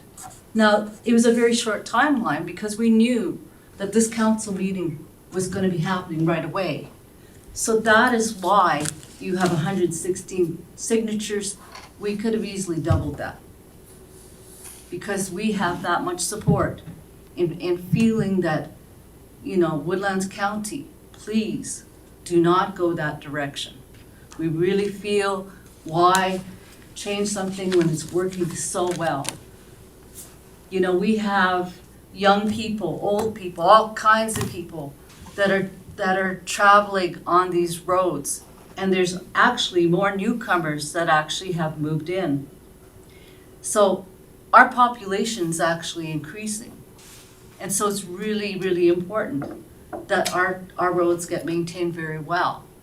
And you have done such a good job doing that so far. So I'm here to represent the people of Goose Lake and Topland, to beseech you, please take this petition seriously and hear our voices that we do not want to have you consider privatizing this greater service in our area. Yeah, well, thank you very much for this, and we definitely will take this into consideration. We haven't made any decisions yet at this point. The RFD was essentially a way to look at our costs and our expenses and see the prices for the equipment. The reason why we're looking at this is the prices for the equipment have substantially gone up. And the availability on some of the equipment isn't as available getting new equipment as it has been. Some of the stuff we're finding is almost a year to a year and a half out. And we have, something like 10 graders, I think it was, in our fleet, and they are all purchased around the same time. So we have a lot of equipment that's coming up for replace.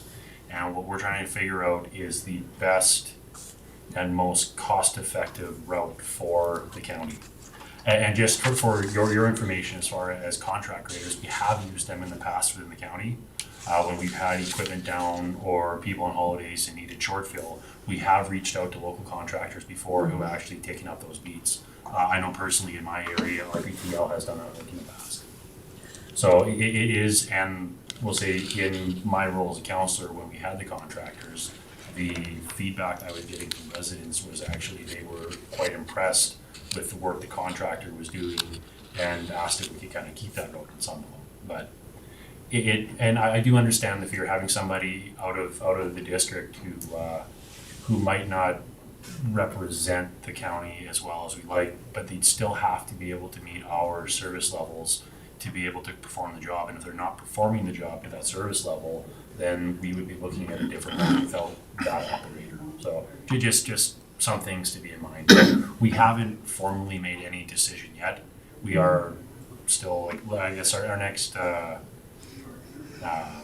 topic coming up will be kind of based around that. And this is good to have, it is nice having the word from what the residents want. And it's definitely appreciated from this council, especially the legwork and the feedback from the residents. But we, just us, we haven't made any formal decisions yet. It's, yeah. Thank you, Dave. I appreciate your input on that. We understand. We didn't have a problem with the fact that you're trying to receive quotes. What made us nervous was it included the motor grader operator as well. You know, I see that within your next request for decision, that you've actually looked at, you know, purchasing new graders and even the leasing of new graders. I guess our problem is, you know, we don't want to see this essential service not be part of Woodlands County. And, you know, if you go to bid for privatization, then you're looking at for-profit companies. And also the fact that these companies don't always stay long-term. I mean, you know, with the economy, you have variances. They can go bankrupt, they can go to an oil field and go that direction instead, or, you know, their priorities could change and ownership can change too. So you're looking at another bidding process to try to get another service bid. And to frankly, you know, to see any kind of local business to provide those bids, you know, is limited because of where we live. So we're concerned too that this could eventually, long-term wise, end up with someone who's further and further away from our area, right? So I guess we feel like we understand that you're looking for quotes, but we really wanted to know, to share with you our concerns of going that direction versus the way it is right now, which is Woodlands County providing that essential service. Councillor Cogan? Yeah, through the chair to Lorraine. First of all, I'd like to say thank you very much for pursuing this. It's not like that I wasn't aware. We've had quite a few conversations. And I think the initial reason for this was we got in our, I guess, capital budget that we needed 2 new graders. And we didn't have the numbers to say, you know, our responsibility is the fiscal responsibility of this organization. So we didn't have the numbers to say what are our costs. So basically, the first motion was to we want those numbers so we can understand better what our position is. Right. And it's interesting. This was a conversation. I had, I think, 23 phone calls on this RFP alone. And because people were concerned, it's in my area. And my explanation was exactly what I'm saying today, is that, look, we need the numbers in order for us to make decent decisions. But what I really appreciate is the fact that you guys went out and you did this, because this is how democracy is supposed to work. This is how we sit at the table and we bring our concerns to the table and we have a common understanding. And you guys did a lot of legwork, I'm glad you did it, and it makes me feel a lot better that I have a community that supports what we're trying to do as a council, rather than having adversity. So whatever the decision is made, we're going to take all of those things into consideration. I know this council will, and just wanted to say to you guys, I appreciate the fact that you come to the table and help me out in that respect. Thank you, Peter. Councillor Prestige? Through the chair, I appreciate what you're saying, but on the same hand, in my area, I've had residents ask, why aren't we doing contract grading? So there's 2 sides to the story. And so as council, we have to look at everything. I agree. If Blue Ridge wants that, or Anselmo wants that, I'm just telling you Topland Goose Lake don't want it. Right? That our concerns are maybe, representing our area. We feel strongly that we wanted to share our opinion with you and our concerns. And, that's who I'm here to represent. Any other discussion from council? Councillor Cogan? No, I'm glad that you guys came. Thank you very much. And with that, I'll make a motion that council accept Lorraine Jackson's outsourcing grader operations as information. Thank you very much. Motion on the floor, call the question, all in favor? It's carried. Thank you very much for your time, and again, thank you for this. More information we have, the better. It's not falling on deaf ears. I know, thank you for listening, and thank you for letting me come here today. Really, really, really appreciate it. Keep up the good work. Okay, thank you. Yes, with that, let's move on to 7.1, 2023 grader acquisitions. Your worship, members of council, the 2023 operating budget included funds to lease 2 motor graders. An RFP was presented to council with pricing on leasing and purchase. At that point, council asked administration to gather information on contracting graders. 2 separate proposals were advertised locally on our website and across Alberta for the contracting out at 2 separate grader beats. Also for the leasing of 2 graders for a 5-year period, and tenders for the purchase of 2 new motor graders. Of the RFPs that were let out for contracting out motor graders, 1 bid was received for the Goose Lake area at $185 an hour, with the additional $20 for weekends and after-hours work. For leasing, there were 2 submittals. Brand Tractor Limited submitted leasing rates for 2 motor graders. Finning submitted for leasing of 1 motor grader. Brand Tractor also submitted the purchase price of 2 different motor graders, along with Finning that submitted a price for 1 new Cat motor grader with a 5-year warranty. That included a $255,500 guaranteed buyback after 5 years. The additional $12,500 for additional warranty to 7 years, 9,000 hours. And after the 7 years, $185,000 guaranteed trade-in. Finning also submitted a price for the refurbishment of one of our existing motor graders, actually for 2, each at $510,000 with a limited 5-year warranty. That did not include the circle, drawbar, or the hitch.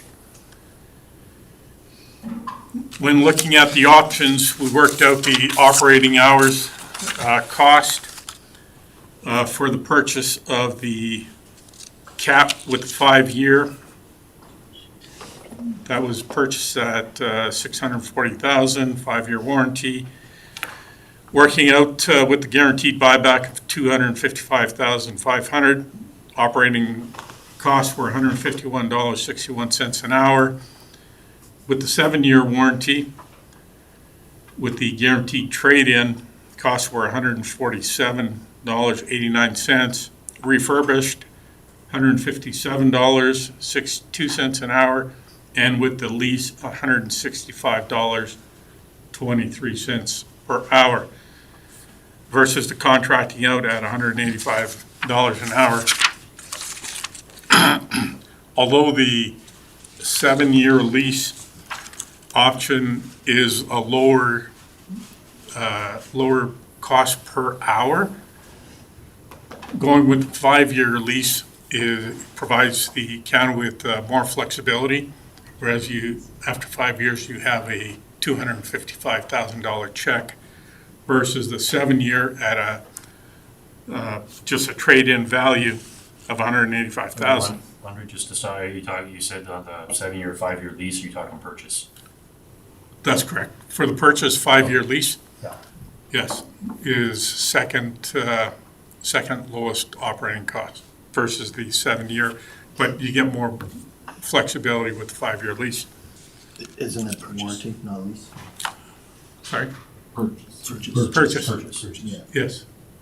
Did I say lease? Yeah. Oh, sorry. No, that's what I was trying to just Okay. clarify. We're talking Okay, purchase cost. so the 5-year purchase with 5-year warranty provides better flexibility at the end versus the 7-year purchase with the 7-year warranty with the $185,000 trade-in. Councilor Keane. Through the chair, Andre, just for clarity, the purchase, it's a one-time purchase, and the warranty period is either 5 or 7 years? Through the chair, that is correct. Okay. Yes.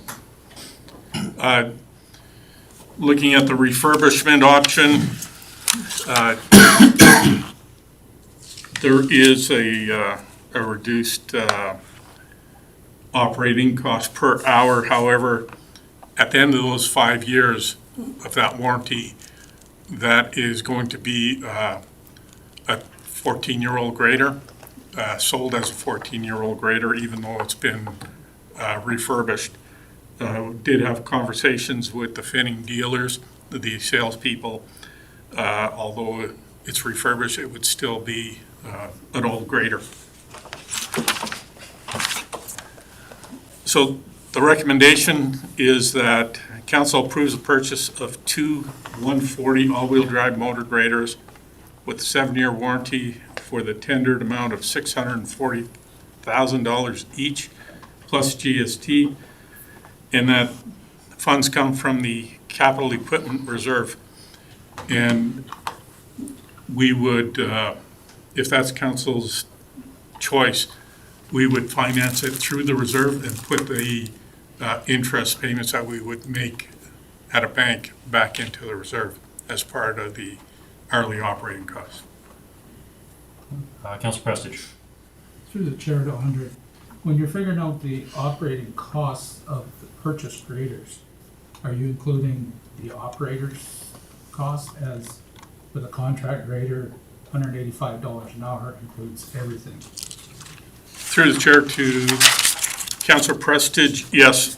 What we did is we took the hourly rate, the top rate, we added for 3% increase over the 5 years and averaged it, and we did the same thing with the benefits, and that is included in that hourly rate. I'll start Councilor Wilhelm and Councilor Coolin.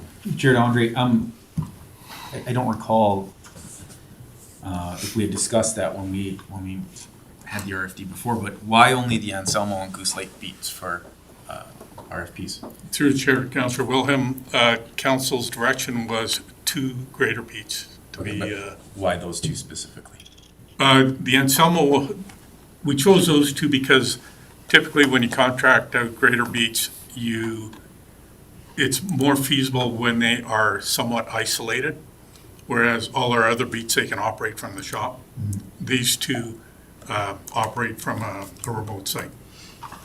And when putting out a proposal for grader beats, those that are bidding want to know what the terrain is like. So, Anselmo, we have a lot of hills. So it gives them an idea of this area that they're looking at. It also kind of shrunk down our area where we could get proposals from those as well, right? It's much smaller population out there. Through the chair to Councilor Wilhelm, not really. When we went out for contracting prices, I think in 2000, I think it was 20, we had bidders from southern central Alberta that's all they do is contract for municipalities. So, it's a remote location. They just pay somebody to put that machine there and they have their operator work out of there. Councilor Coolin and Councilor Dionne. Through the chair to Andre. First of all, I'd like to say these are the numbers that we've been looking for a long time, and it gives us a lot better idea of exactly what our costs are going to be going down the road. To me, it's obvious that that 5-year program, probably for the difference between that and the 7-year, a guaranteed buyback and a guaranteed trade-in, I would suggest that would be the best option that I can see. Now, the question that I have is how does this fit into, we have a 5 grader fleet. How does this fit into the rotation so that we can plan longer term down the road? If these numbers are the right numbers, it's kind of obvious which direction we should go. But I'd like to know, okay, when do we have the next cycle? And then the other one would be, We're probably better off for any time that we need a grader for graders down to contract just that short period of time, rather than have a spare sitting around. Those are some of the things that I'd like some clarity on. Through the Chair, Councillor Kulkin. At the last G&P meeting, administration presented a replacement schedule for equipment. The issue we have right now is we have 5 graders. They're all the same year, all bought at the same time. So the proposal is that replace 2 a year for the next 3 years, 2 years, and then a 5th one the 3rd year.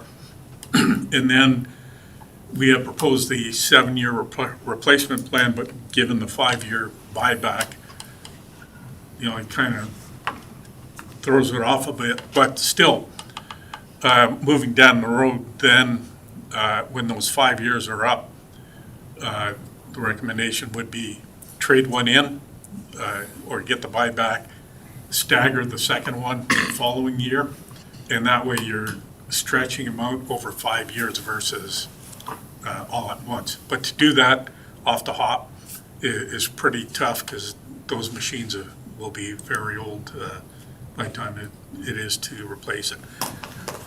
As far as replacement grader, if we have downtime, my recommendation would be, if council does choose to purchase 2 new ones, is to sell one, keep one, because there'll still be 3 graders that are relatively old.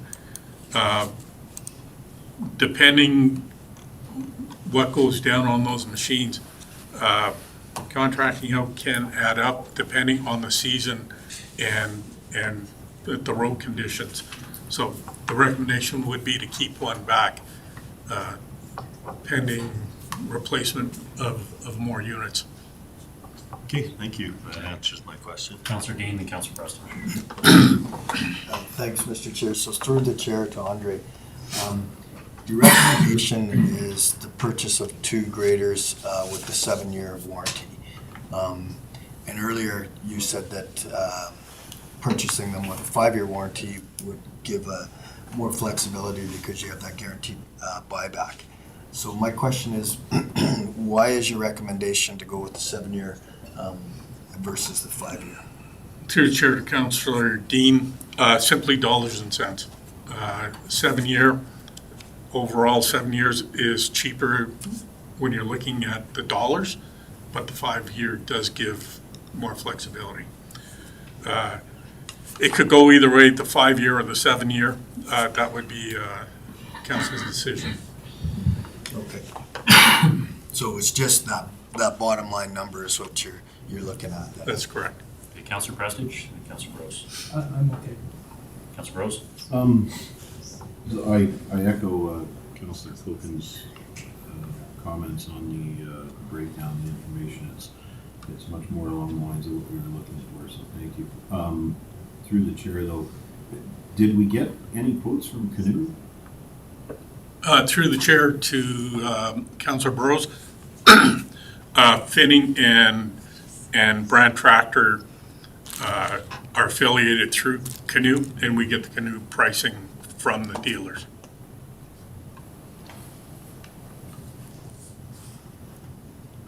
So, and then one other thing, so as your plan to roll through these machines, you want to buy 2,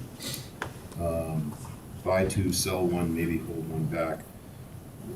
If there's a 6-month on refurb, if I get the refurb numbers right, and you don't get a lot of detail on the refurbishment, and I understand there's a couple of different levels, and this is what I was hoping to see, but an overall new price on a refurb versus a new machine is a 20% difference. So by the time you get to 5 machines, you bought a free one.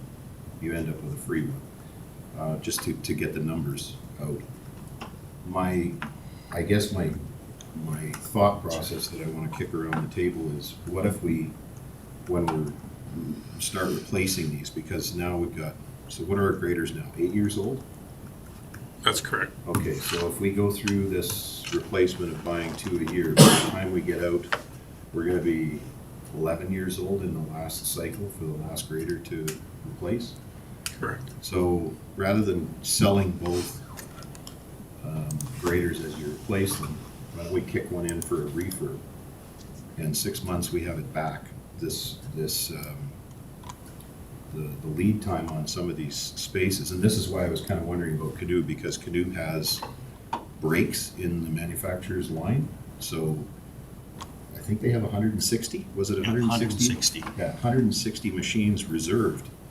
So if you go through Canoe, you can jump that, but I don't know what the dates are. So that's why I kind of wanted to know to get Canoe involved.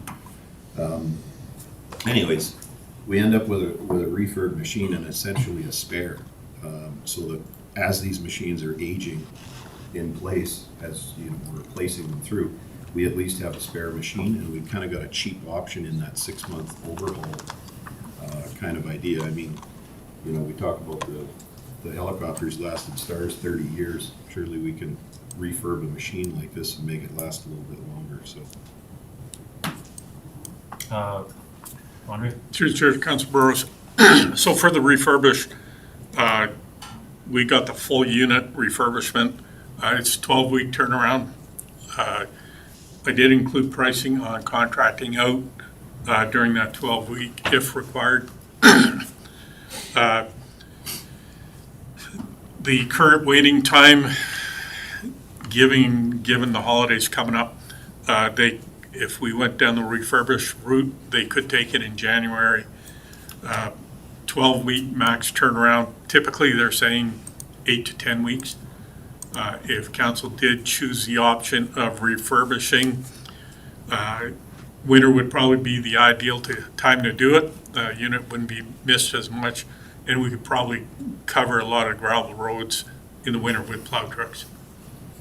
Just to that point, though, my point is that the unit won't be missed because we still have the amount of graders that we have now. You're actually getting an extra one with the refurb. So you're selling one and keeping one as a refurb, and then when it gets returned to the unit, you've got 6 instead of 5. That was my point. And then you've got a machine to roll through as repairs have, especially if we get to this 11-year thing. We've got a cheap option on that refurb machine.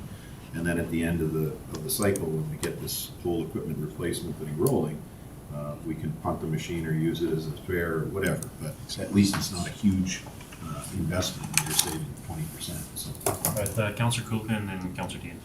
Yeah, it's, John cleared that up for me. That was kind of Councillor Dean? process that I was. Through the chair to Councillor Burrows, just so to help me understand that, in that proposal that you're suggesting, that's different than the refurbished price of $510,000, right? You're talking about taking one of our units and having them refurb it, and there would be a cost to that, but it's not going to be $510K? Well, no, the refurb, it's my understanding, the refurbishment is you take one of your machines, you give it to them, they do the 12 or 6 month turnaround, 6 months, let's say 6 months, let's 6 month turnaround on the machine, and it comes back with, and there's several different levels of refurbishment that are in there, but from my understanding, the longest standing one that they have is the machine comes back in almost like new condition. Even to the point where it has a different VIN plate on it. So Okay, so gets a different VIN plate. But that program, you require a core, so you've got to give them a grader in order to do it. And that's why I'm saying if we hold one back rather than sell both, we have that core and we send that to them, and then they do the refurb, and then we've got a spare machine to roll through. Because the downtime is what kills us. But my real question is that we don't know what that cost would be. Like right now, buying a refurbished unit is different than what you're describing.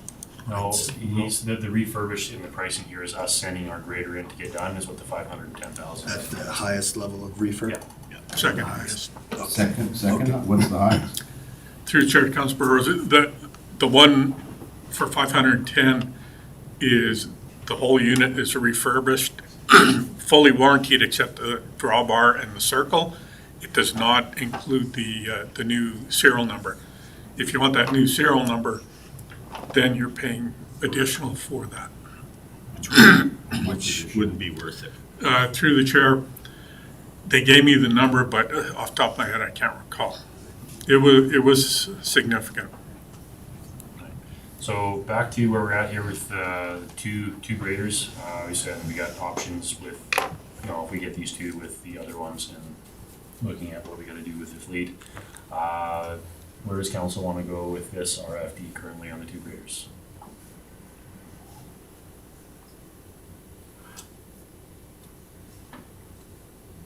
Councilor Williams? I think the 5-year makes the most sense. You're not tied to a trade-in. You get that money back, and the difference is $6,000. And in 2 years, you're probably going to put extra money into that that's outside of warranty anyway. $6,000 on any of this is pretty minor, in my opinion.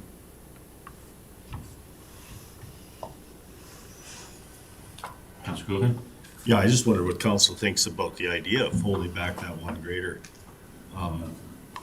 for refurb and going down that route, because that kind of is like the long-term planning piece that I think we should be cognizant of, because at the end of the day, this is equipment wears out, and this is gonna be a constant cost, so I think what we should try to do is try to roll that into something that we have a long-term plan for, so. But still, that would come after when we get the RFD for sending them to auction or something with the two after they're replaced. With the older ones, this is still just buying two, not dealing with the used ones yet. I have a question, Mr. World. Replacing these two graders as far as the financial impact and a recovery and stuff, how does that set us? So your worship, council, that's not part of the recovery plan, is to use reserves, so. The recovery plan had us using no reserves until we built up enough reserves in our recovery plan. So it will set us back $1.2 million. But given circumstances for 2023 looking really good, I don't know what the final results will be. We might still reach the end product at the end of 24, but this will work against the numbers. Because we don't have that plan. Councilor Burrows. But the recommended action is to come from the capital equipment reserves, which is what, 2.1 million? It's about 4 million. It says 4 something. We have, so we would fund this out of reserves? So through the chair to Council Burrows, it's being funded out of reserves. And that means your reserves go down. Okay, I just want to make sure we're not incurring financing on this as well. And then it wouldn't be financing, right? We'd be using our own cash essentially. Right. Yeah. You could, Councilor Williams? Your worship, I just make one more comment. Andre's saying we can fund it. We would fund it through our operating budgets in future years. For example, this year we have $300,000 in the budget for leasing. One of our options is to put that into capital reserves, because thought we were going to spend that on leasing. So we have options to replace some of those funds, but you'd have to budget for them annually. We happen to have some in 2023, so we could replace, we could cover a quarter of it. Councilor Williams had your hand up. I get it's gonna probably set us back a little bit, but if we kick this down the road too long, I think our maintenance costs are probably gonna be quite high as well in the meantime, so I support doing this.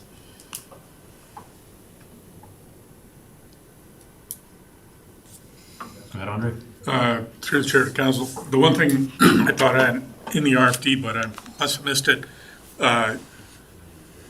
delivery on these units is estimated at between March and June of 2024. Right. So, council, which way you want to go on that? Councilor Dean? Hearing the discussion, I'll just make a motion and we can discuss it further, but that council approves the purchase of two 140 AWD motor graders with a 7-year warranty for the tendered amount of $640,000 plus GST each. The funds to come from the capital equipment reserves. Okay, thank you. Motion on the floor. Councilor Williams? Just speaking of the motion, would you be willing to go to the 5-year? I think there's more value in the 5-year. Is that not what I said? You said 7. I'm sorry, I meant to say 5. Okay. Yeah, sorry. Accept that as a friendly amendment. Absolutely. So a motion on the floor with 2 new graders on a 5-year warranty program. Councilor Burrows? Just one point of clarification, so we will see what to do with the old graders come back to us yet? Through the Chair, Council Burrows, when we receive the new ones, an RFD will come back to council Okay. on the old ones. Okay, any other discussion on the motion? Councilor Prestidge? Through the chair to Andre. With the 7-year warranty, if we decide to keep a grader back every time we do one of these switches, if we kept it back at the end of 5 years, we'd still have warranty for 2 more years if we kept a grader. Through the chair to Councilor Prestidge, that's correct. So, and our long-term plan is to hold one back all the time. Through Chair to Councilor Burrows, that's correct up until we get a spread so that it's 1 per year. Yes. So I guess kind of echoing what you're saying there, the long-term effect, we're planning on keeping a little bit longer, the 7-year warranty might be a little more beneficial. Yeah. Councilor Prestidge? Through the chair. We have a plan to replace them every 5 years, but what happens if we don't? And we have to stretch it out another year or 2. It'd be nice to have them on warranty for those extra couple of years. Councilor Williams? Wilhelm? Through the chair to Councilor Precious, so then would you be asking for a friendly amendment to a 5-year purchase plan with a 7-year warranty on it then? Yeah. A 1 year or one-time purchase. Yeah, with a it's, 7. it's either a 5-year warranty or a 7-year warranty. Go ahead, Andre. Through the Chair to Council, I just noticed the 7-year warranty, although I have it in my spreadsheet, I did not add. The 7-year warranty is an extra $12,500, so that grader would be $652,500 for the 7-year warranty. It's on there. You got it. Oh, yes, sorry. Councilor Coolidge? No, Councilor Dean? So just in speaking to the friendly amendment and the proposal for another friendly amendment, I would prefer just to vote on the motion and see if it passes. If it passes, it passes. And the motion as recommended? Was, no, for 5 years. For 5 years? Just what I moved, what I intended to move anyway. Okay, so we'll start the council, call the question. Council approves purchase of 2 140 all-wheel drive motor graders with a 5-year warranty. Call the question, all in favor? All opposed? Okay, so that one is defeated. Somebody else want to make a motion then? So Councilor Burrows? sorry, Mr. Chair, Yeah. I'll take it. That council approves the purchase of 2 140 all-wheel drive motor graders with a 7-year warranty for 600 and, what's that number gonna be? 52? 52.5. $652,500 plus GST each, the funds to come from the capital equipment reserves. Okay, motion on the floor. Call the question on that motion. All in favor? It's carried. Get a couple new graders. It's 12 o'clock. We do have lunch here and our after lunch delegation, so we'll break till 12:30. Just crank here. Your worship, you may want to, because your next delegation is closed session, you may want to make that motion and then indicate to the public when you anticipate to be back on air. Okay, we'll do that. Can I guess before we break for lunch, can I get a motion from the floor to go into closed session? Councilor Coogan? I'll make a motion that we move into closed session. Yes. Under reports 21-23. Yeah, wait, 21, 23. Okay, motion on the floor to go into closed session before we break for lunch here. Call question or all in favor? Okay, it's carried. We will go to lunch and we should be back at a closed session around 1 o'clock. Or 1:30. What do you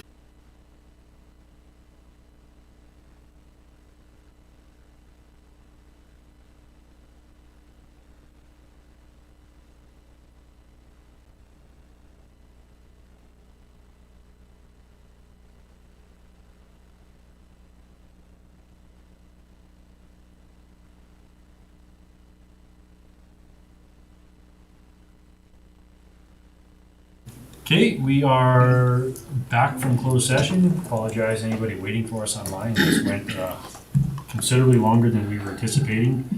Coming out of closed session, we do have a motion. Councillor Dean. I move that council request to administration to schedule a joint liaison committee meeting with the town of Whitecourt's representatives and prepare the 3 county members of that committee with some financial considerations for the discussion.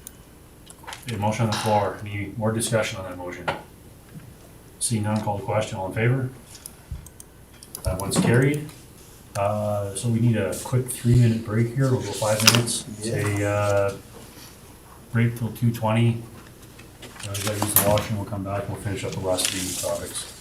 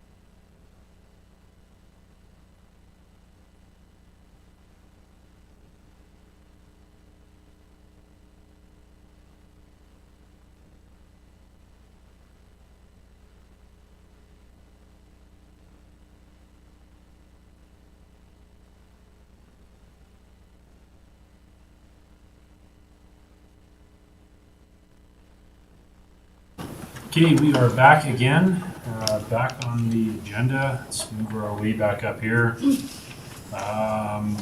Actually, to start off here with the infrastructure status report, and then we'll do council and CAO reports to finish up.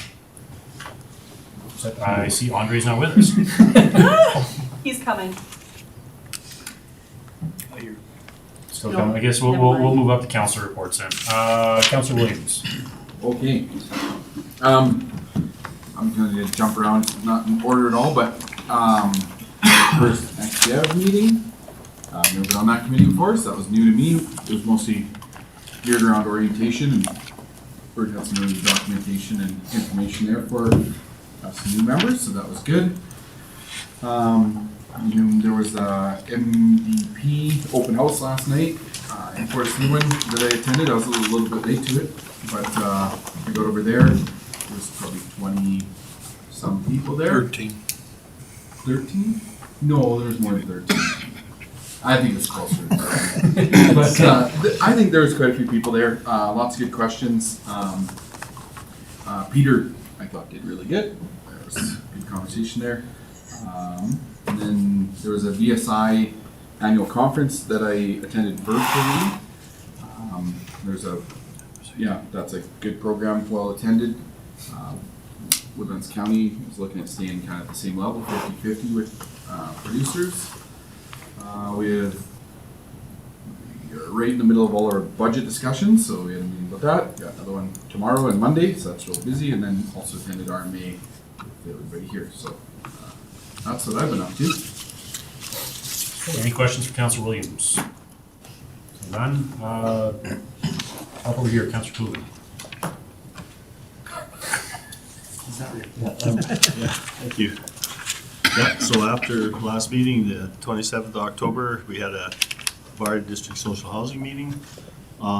We delved into the needs assessment quite a bit there, and it's evident that we need a lot of housing in that area, not only just social housing. That's one of the big issues, and I think it's the same as Lac St. Anne. So I did make sure they sent the needs assessment over here because we are involved. We had the November 1st regional ASB conference in Leduc. That was well attended by our group, and a lot of good discussion on regional collaboration and stuff. One of the things that did come out of that, which was kind of it just happened because the regional vet made a presentation on some of the things that they're doing, and there was a discovery that if they ever have to depopulate animals, that they didn't have a place to put them. So I sat down, talked with them afterwards, and told them that the plant in Swan Hills was only working at 30% capacity, and they actually have bio-waste capability. So I sent that discussion to their ECDEV people. So hopefully there's something comes of that. And we had 2nd of November capital budget discussions, and then from the 5th to the 9th, RMA. It was really, really good. I did a bunch of networking. I got commitments from three municipalities to help our RETA build the project that we are to try to have a new regional alliance group that actually is active. Was at the trade fair there, and that's where we went and talked to a lot of different people who do roads and construction, just to see what opportunities there are out there for us to build a program here. And then I attended virtually the community services that meeting that evening, and that didn't work out so well. I could hear what they were saying, but they couldn't hear what I was saying, so that was probably a good thing. Then the Ag Service Board meeting we had on 14th of November was a very good meeting, and of course the discussion came about on travel things that came to this meeting. Then on the 15th, the core audit, which was really interesting for me, that I was randomly selected to be the guinea pig there. So I didn't do too bad a job of knowing what the core program here is, but I know that I should involve myself in that a little bit better so that I can answer some of the questions. And then we had our MPC and our GMP meeting. Attended the MDP open house last night, and really have to give compliments to Peter and Joan because it was well received, and I think that our residents got a lot out of that. And I think the public engagement is becoming one of the really important things that we should be doing more of in some of these things. So that's what I've been up to. Any questions, Peter? Head over to Councillor Dean. Thank you. So a lot of my activities have already been covered by other council members, but I just did a quick tally, and I had 15 different county appearances over the last little bit. Trunk or Treat was the first one, which I really want to give kudos to Bert. He had a really cool idea that the kids and the parents really liked, and it went over very well. Then on the 31st, Reeve Cush and I were invited to be judges at a pumpkin carving contest and judge some Halloween costumes, so that was pretty fun. One of the things I wanted to point out about the RMA was the council had the opportunity to meet with Minister Schultz, and I thought that was a good productive meeting to bring to her attention some of the issues with floodplain development that this municipality in our zone has been pushing, and the resolution that was presented at the RMA passed resoundingly. So I think that was a good meeting with her to put that on her radar firsthand. On the 20th, I participated in a communications department interview. It's just part of the process to strengthen our communications department, so that was a good opportunity. And like a few others here, on the 20th, I also participated in our first ECDEB meeting for the year. So those are the activities. I did want to bring up a couple of things that came to me from residents. One is we've got a log haul happening out past Hard Luck Creek that's coming down West Mountain Road, and it's just resulting in some dusty conditions for residents, and just want to make sure that people are aware that they can always call in to get assistance. Had a resident call me with a dust concern. I forwarded it on to Andre, and Andre dealt with it, and the concern was dealt with really efficiently, so thanks to Andre for that. The other information that came to me from residents is the potential for a sign at the west boundary of the cut-across road between East and West Mountain Road. Those of us that travel that cut-across at night, you have to be pretty careful as you're approaching that intersection, because it's easy to miss, and it might warrant consideration from our infrastructure department to come back to council with some recommendations about potential signage. I think if there was just a sign there that said East Mountain Road that way, that would alert traffic. But so I brought that to Andre's attention, and he's just tossing it around at this point. And that's it. Thank you. Any questions for Al? Councillor Burrows. Yeah, I guess I'll start off with, I missed a few things because of RMA at the convention, and I got to run again as the District 3 Director with the support of council, so thank you very much. And also thank you to individual council members for campaigning for me so hard at that event. It turned out not to be needed, but it did generate some interesting conversations, and it gets to reaffirm the opinion that all of us have that rural Alberta is the greatest place to live in Canada. So it was a excellent opportunity. I also got to have some really good conversations with the President of the Assessors Association around how some of that works. So I've got a few ideas on our tax policy coming forward. I'll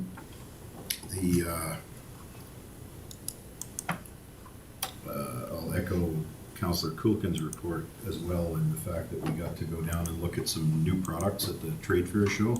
There was specifically some interesting products down there on a different style of cold mix than we're necessarily used to that might be interesting to give a try to. So hopefully we can get a presentation on that.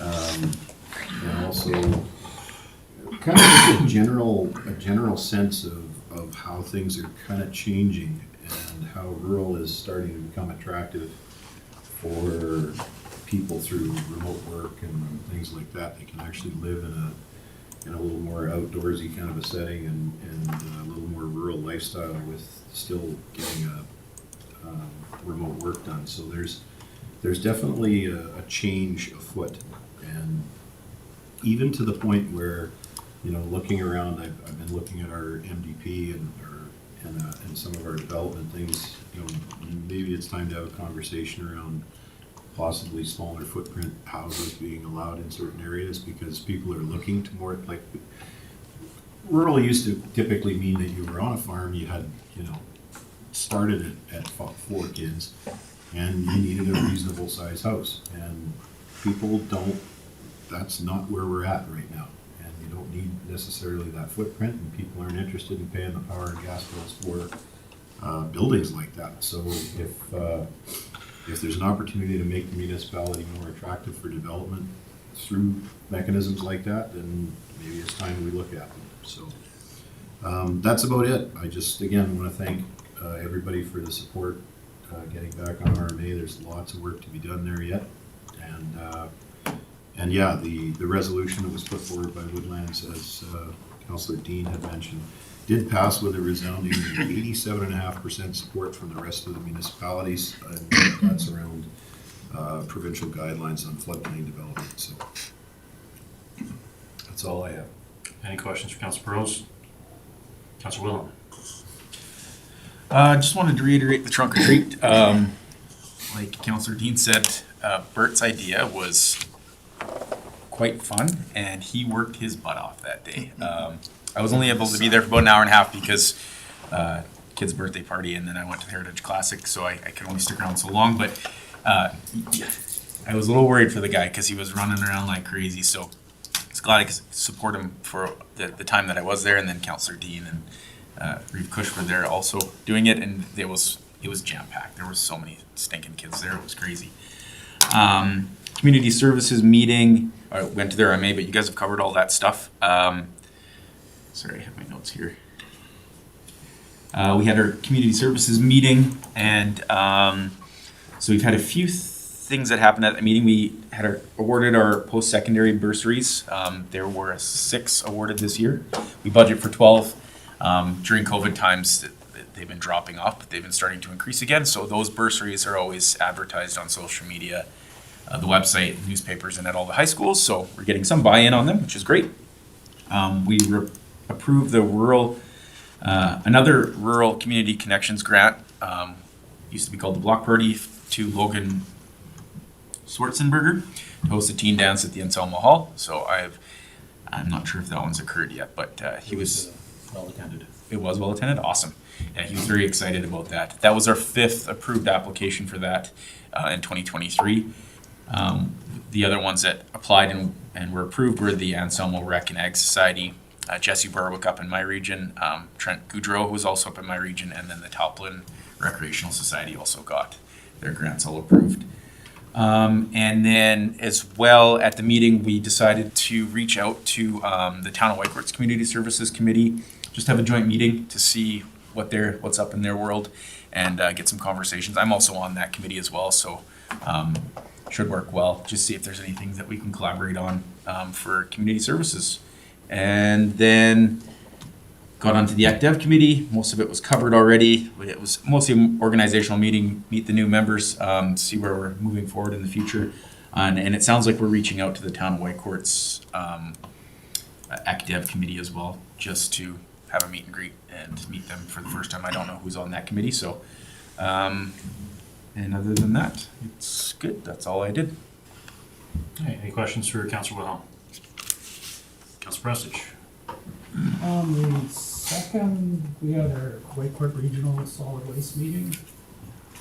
nothing really new happening there.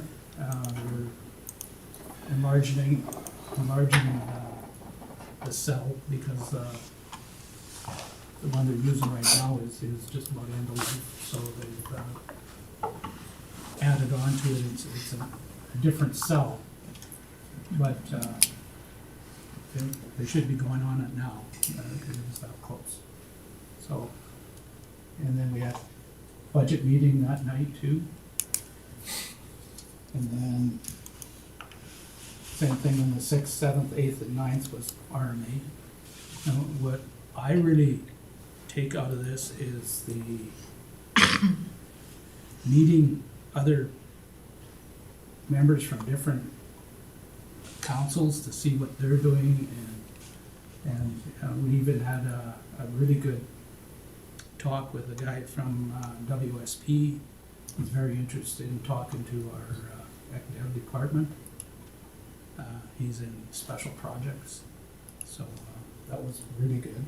Then on the 11th, I was in Marathorpe, laid a wreath for Remembrance Day for Woodlands County there.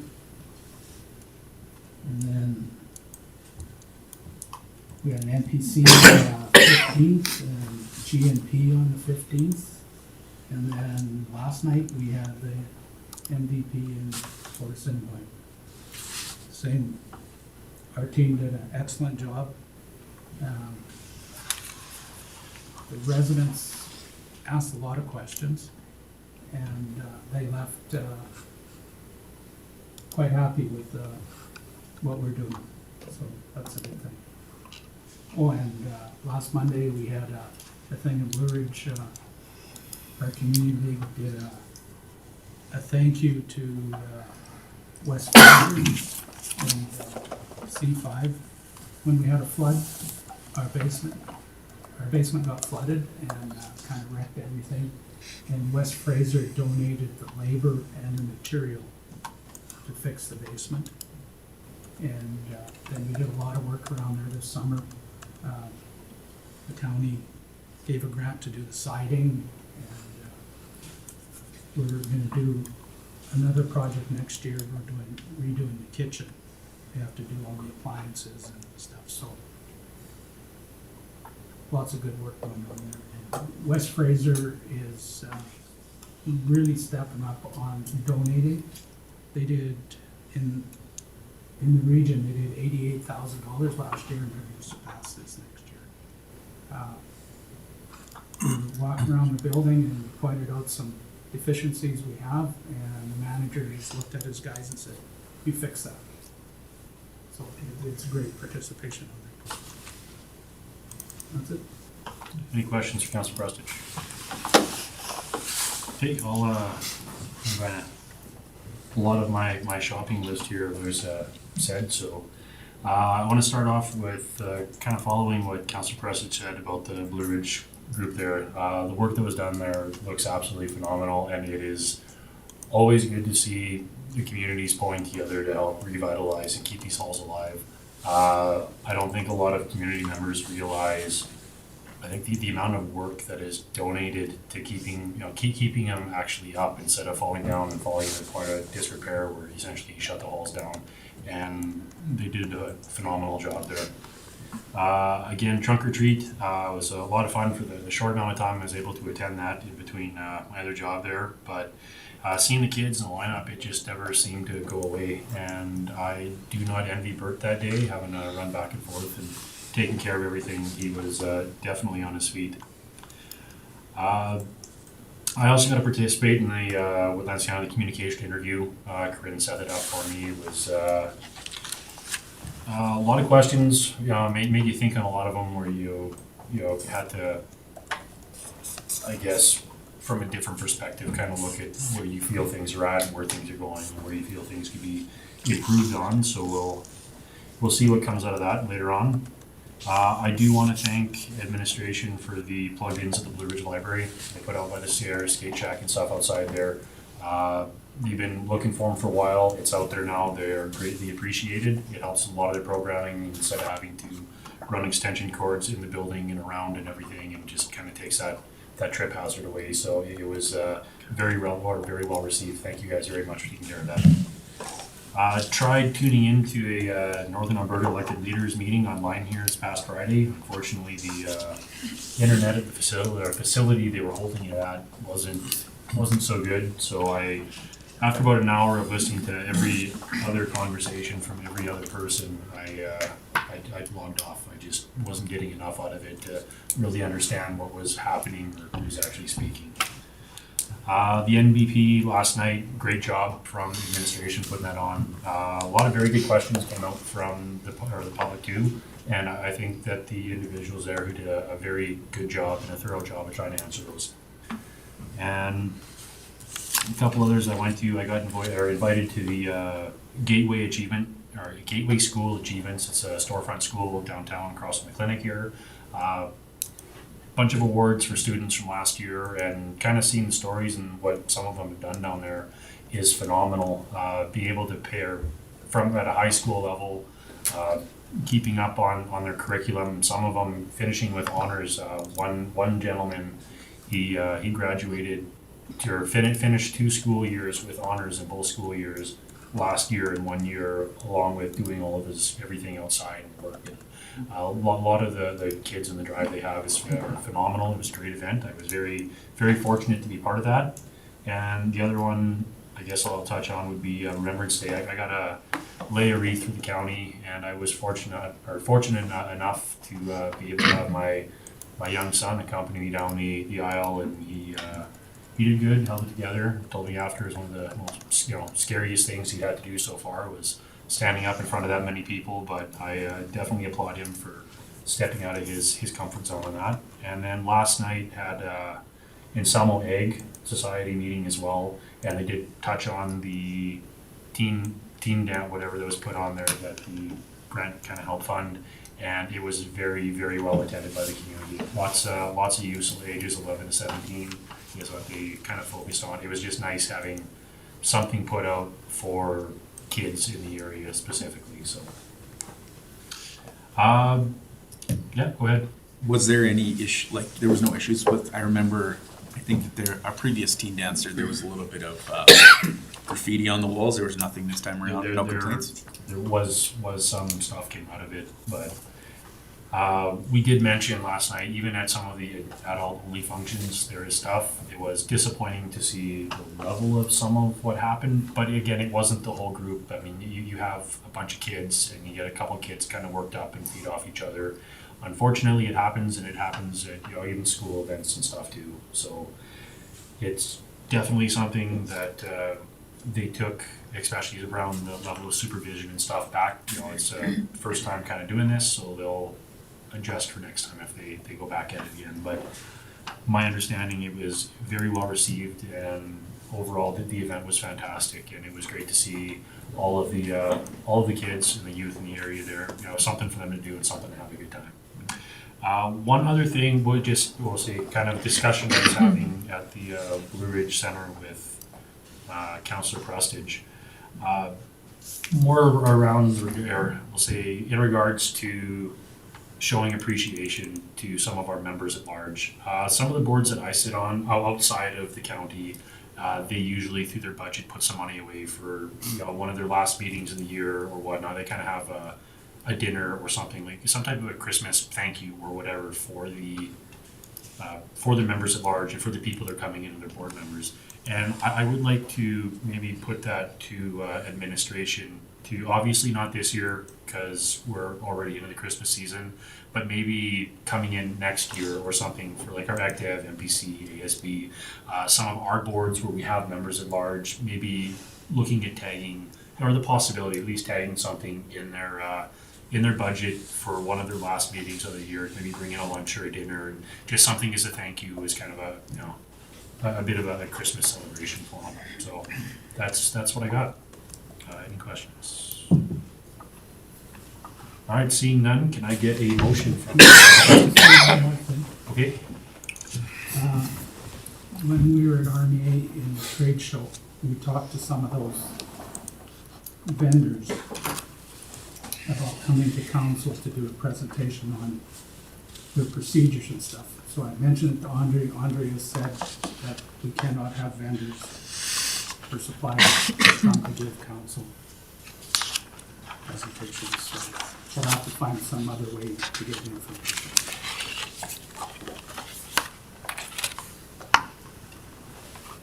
Okay, I guess to either Andre or Gordon, if we have, say, a vendor has a product that council is not familiar with or wants information or something on, if they wanted to come or give us a presentation of what they do, what would be the best? Yeah, if they want to make a presentation to council on an operational requirement, then again, that's not council's role in regards to it. However, if the individual we believe that the new test product is of value, we would then make arrangements to have council view it. Okay. Any other discussion? So then can I get a motion? Councillor Williams.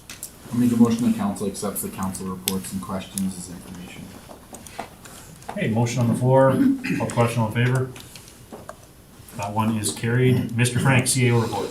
Your worship, members of council, only 2 items because you guys covered everything that I was at in regards to convention, governance and priority, MVP, open house. I did spend some time in the Port of Assiniboine office with the staff last week.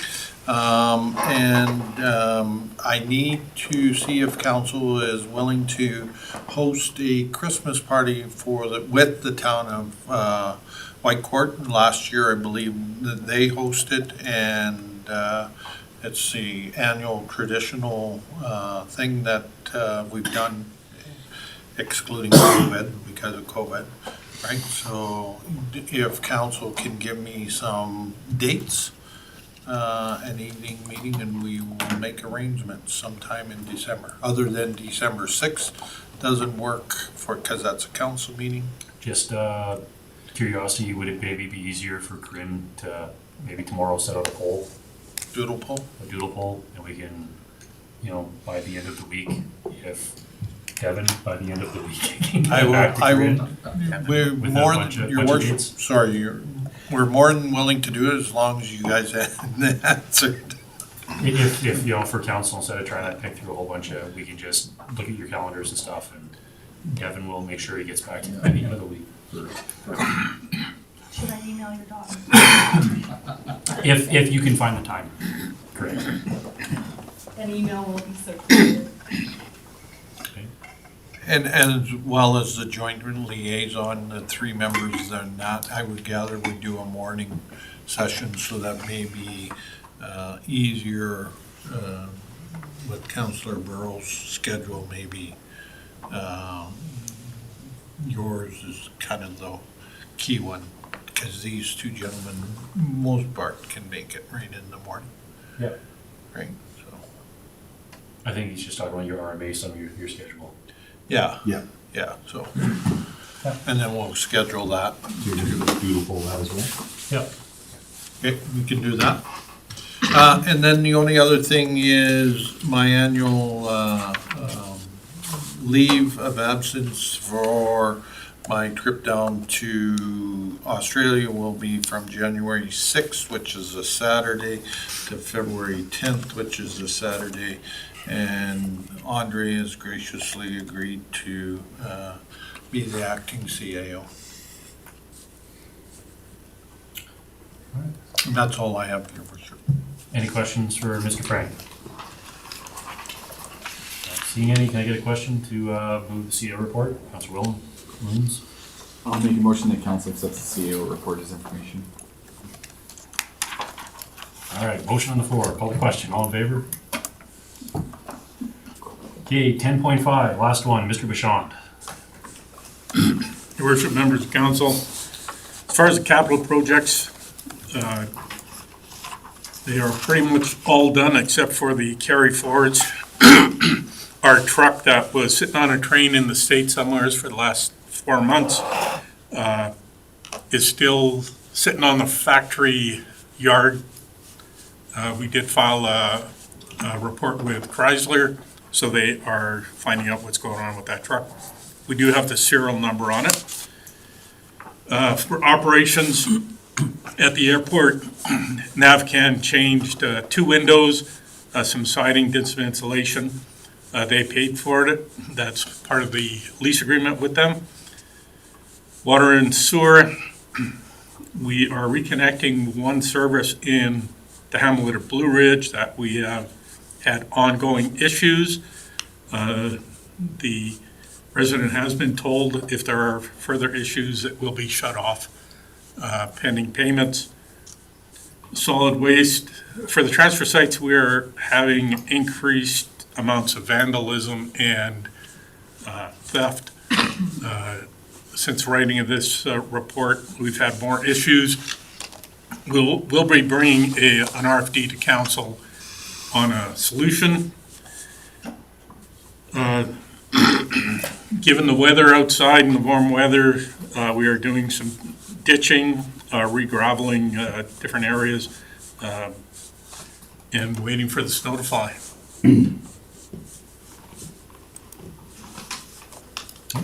Councillor Wilhelm. Through the chair, Dionne, what's TWP Road 593A armoring? What's that? Through Chair to Councillor William, that is the road straight off Cutbanks Road that got washed out. What does armoring mean? Means we are getting class 1 quarry rock to armor the bank so the water doesn't have the opportunity to erode it as bad. Thank you. Any other questions? Councillor Kuchen? Yeah, through the chair to Andre. On Horse Creek Road, what is the process there for the approaches that they did the paving down, but they left a 6-inch curb, and then on the one where they did the drainage, the approach is sloped off to one side? Are they supposed to bring them back up to, so you can actually drive down them? Because there's a number of them that are still nothing's been done. Through Chair to Councillor Kulkin, I did get a call about one of them that we resolved, but I'll have staff check them all. Yeah, most of them are on the west from the laydown yard west. Some of them are done, some of them weren't. We'll follow up. Okay, thank you. Anything else for council? Seeing none, anyone want to make a motion? Councillor Wilhelm. A motion that council accepts the November 2023 infrastructure status report as information. Hey, motion on the floor. Call the question, all in favor? That is carried. And we got one more, Councillor Dean. Motion to adjourn. No discussion on a motion to adjourn. Call the question, all in favor? And we are adjourned, 2:53. Thank you.